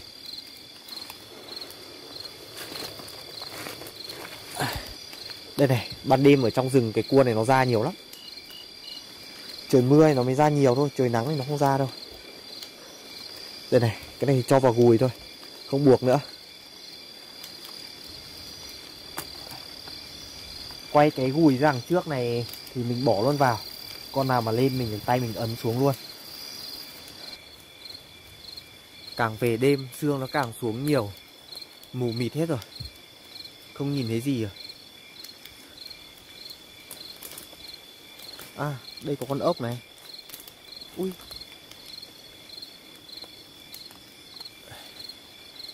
Cái này trời mưa nó ra nhiều lắm. Mình cố gắng bắt nhiều một chút. Không sợ ngày mai trời mưa mình không đi kiếm ăn được. Thả đây đi.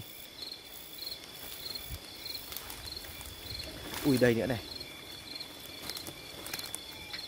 Này mọi người thấy không? Mày chết. Ban đêm này đi soi ốc thì thích lắm. Ở trong rừng này cái loại ốc này có nhiều.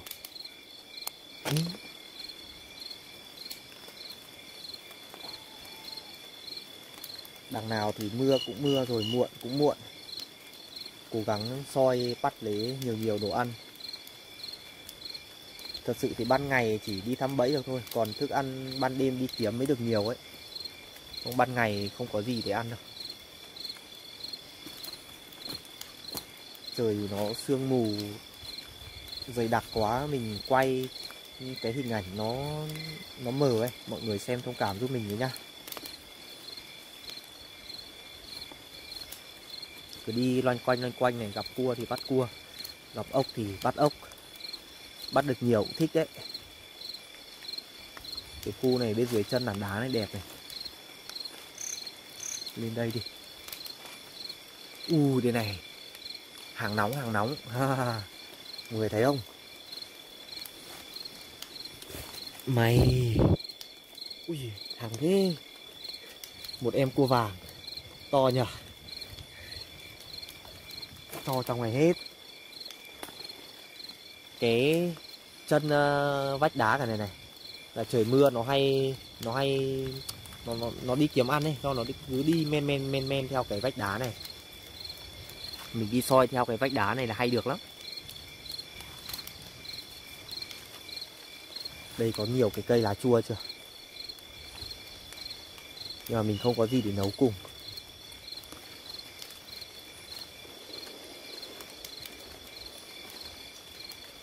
Đi bên đêm này phải đi chậm thôi, soi phải nhìn kỹ, không trong rừng nhiều rắn lắm. Nhiều loại rắn nó đi ăn đêm ấy. À, bên này có một cái hang nhưng mà không thấy gì. Quay lại đây thôi.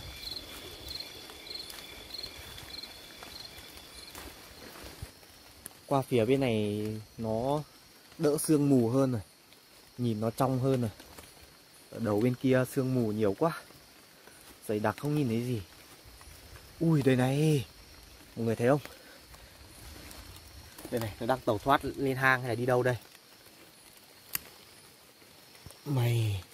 Ô, con cua này bị mù mắt chứ. Đây này, mọi người thấy không? Con này có đúng một mắt thôi. Ơ sao nó mù mắt được nhỉ? Đây này mọi người nhìn này, một bên có mắt sáng, một bên mù mắt rồi. Mất một mắt rồi. Cua mà cũng mù mắt nữa. Bắt hết. Cho ở đây đi. Không bắt thì không có cái ăn thì không được đâu. Một con nữa. Ốc rừng. Cho hết ở đây.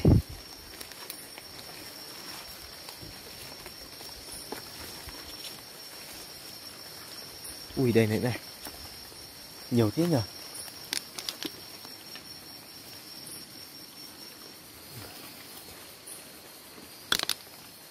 Ui, đi gặp thì cứ nhặt cho vào gùi thôi.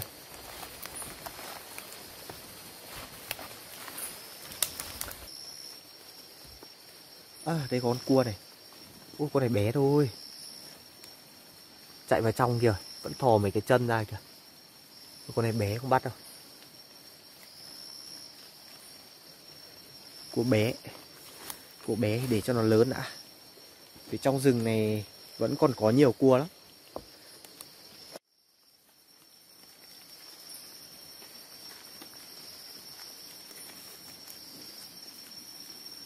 Nghênh ngang giữa đường này.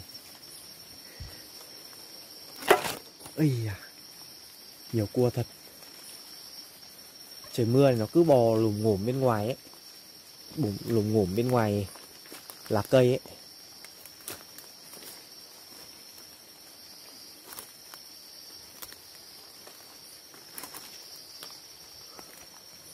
Hầu như là những cái hang cua này là nó không ở trong hang nữa rồi, mà là trời mưa xong rồi nó đi ra khỏi hang.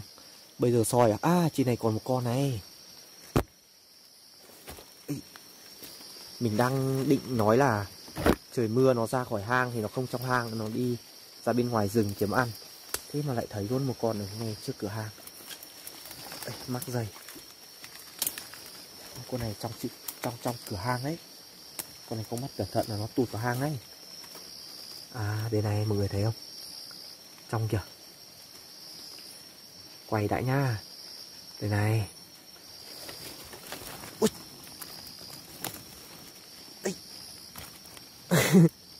Mình đang định câu giờ quay một tí mà nó nhanh quá, tí sổng mất.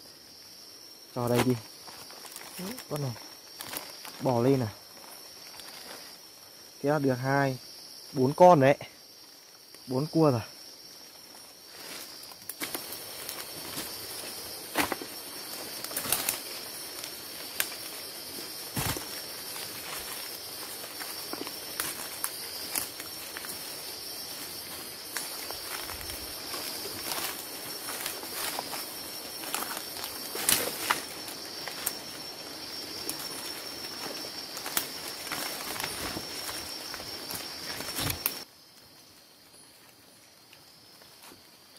Phía đầu bên này có cái vách đá này.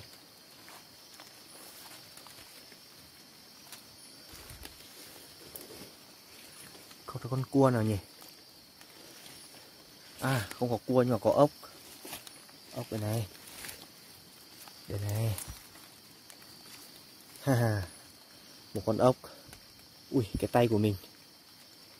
Cái tay của mình lúc nãy bị cái con vắt đấy. Con vắt nó cắn nhưng mà nó rụng lúc nào mình không biết rồi. Nó vẫn chảy máu. Cho đây đi.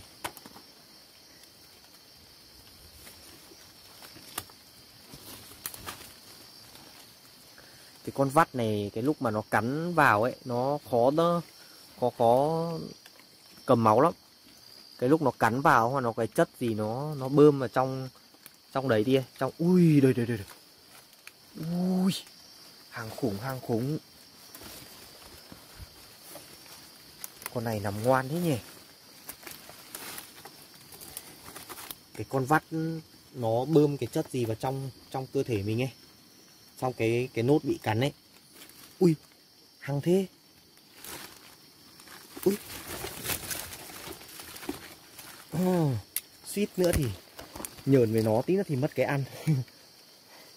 To chưa? Mình thích nhỉ. Hăng nhỉ. Động vào nó dưa càng lên. Chiến đấu luôn đấy. Vào đây nằm nhá. Cái con vắt nãy mình nói là nó bơm cái chất gì vào trong cái vết cắn này, là máu nó cứ chảy ra, nó không ngừng được đâu. Cái này có cái do bếp ấy, do bếp hơi nóng nóng một tí nữa, đem về bôi vào, ấn vào thì một lúc sau nó cầm máu được. Ui, lại bắt đầu sương mù tới rồi. Mọi người thấy không? Thấy cái hơi nó bay này, nhìn sợ không? Cái này hơi nước này mà. Ban ngày nó nóng ấy, trong ban đêm nó mưa xuống này, nó bốc hơi lên. Bình thường mọi người ai mà ở vùng miền núi ấy, cứ trời mưa xong nhìn lên trên đỉnh núi đi, thấy cái sương nó đậu ở trên ngọn cây ấy, là mấy cái hơi nó bay đấy. Trong rừng nó tối om vào luôn.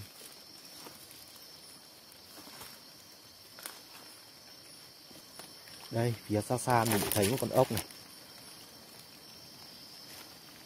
Ui, nó có một tí sương mờ cho nên là điện thoại mình quay nó không nhìn thấy gì luôn. Con cua này xuống. Tình hình chắc là mình phải thiết kế cái nắp. Ui mọi người, mọi người thấy gì chưa? Đây này, thấy gì chưa?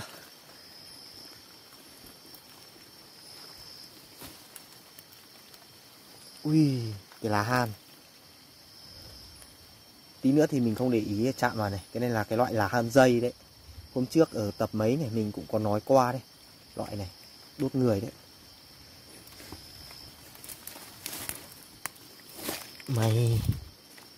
Mày xong với anh rồi. Lại thêm một con cua nữa. Ui, nhiều cua thế nhỉ. Bỏ ở đây đi.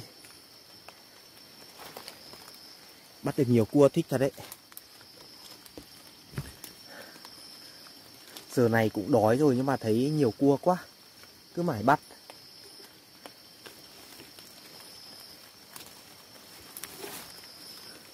Phải chớp lấy cơ hội thôi. Lâu lâu mới đi soi bắt được nhiều thì cứ bắt lấy nhiều một chút. Hôm nay ăn không hết thì để ngày mai ăn tiếp.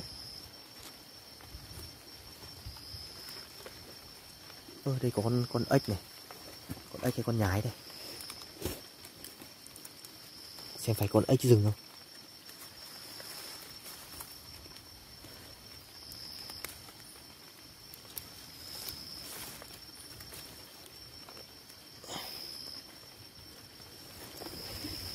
Đúng con ếch rừng thật. Nhà một con này thì tha cho nó thôi, mình bắt về để xem thôi. Hôm nay có cua có ốc nhiều rồi. Chạy đi. Ếch rừng này bắt được nhiều về ăn ngon lắm. Ăn thịt nó ngọt hơn ếch nhà nhiều. Ui, trời nó vẫn chớp đùng đùng trên trời ấy. Cái này chưa tạnh mưa được đâu.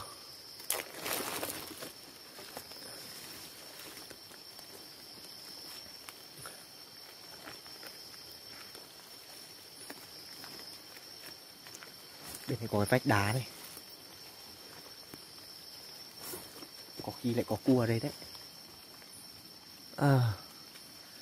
Từ nãy đến giờ nhá, mình soi rất ít khi mình bắt được cua ở trong cái vách đá này. Vì nó đi ra ngoài hết rồi. Trời mưa nó ra ngoài kiếm ăn hết rồi. Trên này lại con ốc to thế. Đây này. Ốc đá này. Thả ở đây đi. Nhiều phết rồi đấy. Thả xuống nghe tiếng nó va nhau lách cách rồi.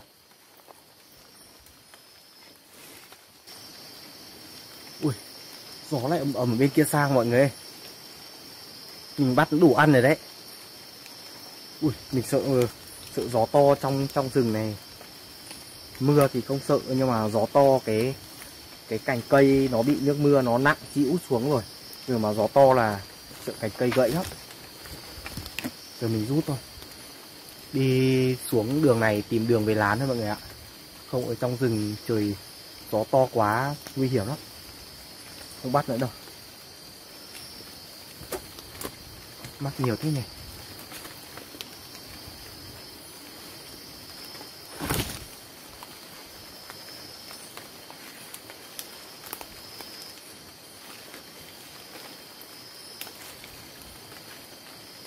Cứ tuột theo cái lối này đi xuống thôi mọi người nhá.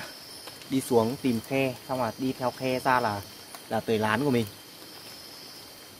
Ui, con cua này. Tí nữa thì tẩu thoát. Được nhiều đấy này. Đấy, cua cả ốc.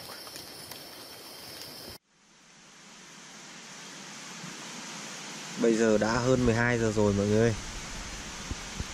Mình về lán được một lúc rồi. Nghỉ ngơi với lại là sạc thêm pin cho điện thoại. Hôm nay trời nó mưa nhiều quá, hơi vất vả một tí. Giờ thì chất lửa lên rồi nấu thức ăn lên để ăn thôi mọi người nhá.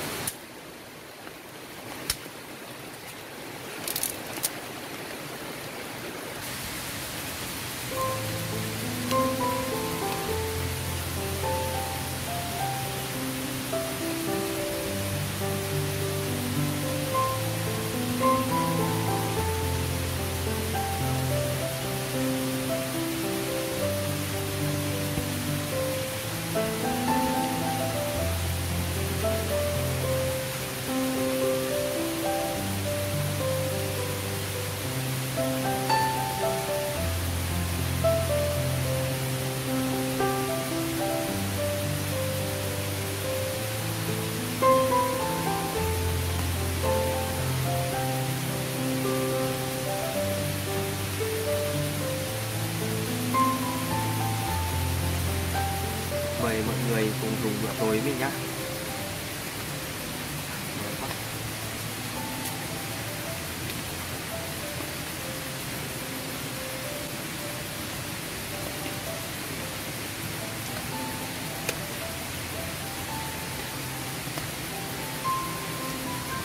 Cái cua mình bắt ở trên rừng nó béo hơn là cái cua mình bắt trực tiếp ở dưới khe nhá. Không biết tại sao. Chắc là cái cua ở dưới khe cái mùa này nó lũ nhiều. Nó ở dưới khe thì nó phải chạy lũ ấy. Chắc là nó không có nhiều thời gian để kiếm ăn. Cua này béo lắm.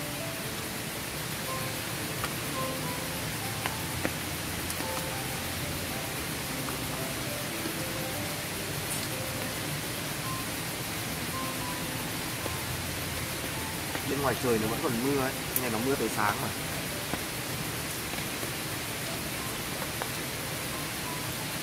lẽ ra là mình có thời gian mình phải luộc lên thì nhìn nó ngon hơn, nhưng mà trời nó mưa quá, mình nướng lên cho nó nhanh để ăn thôi.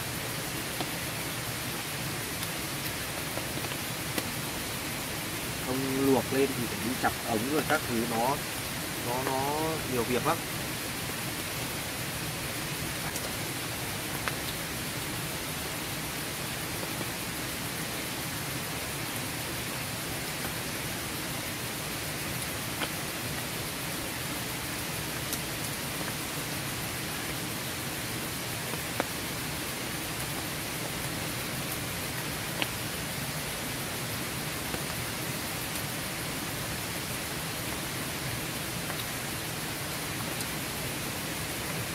Ngon lắm.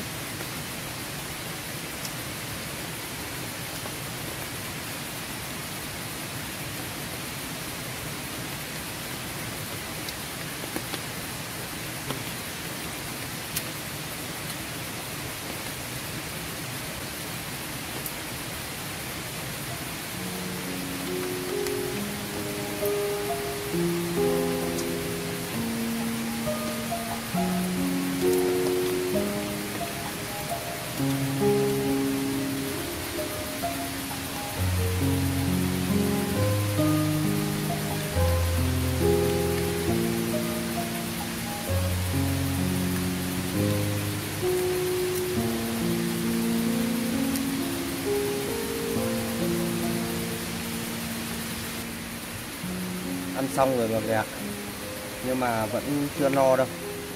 Mình ăn lót dạ để cho nó êm bụng đi ngủ thôi. Không bây giờ khuya rồi làm cầu kỳ để ăn thì nó mất nhiều thời gian lắm. Chờ đến sáng mai có thời gian thì mình sẽ làm ăn cho nó đàng hoàng. Còn bây giờ thì mình đi ngủ để lấy sức cho những cái công việc ngày mai thôi.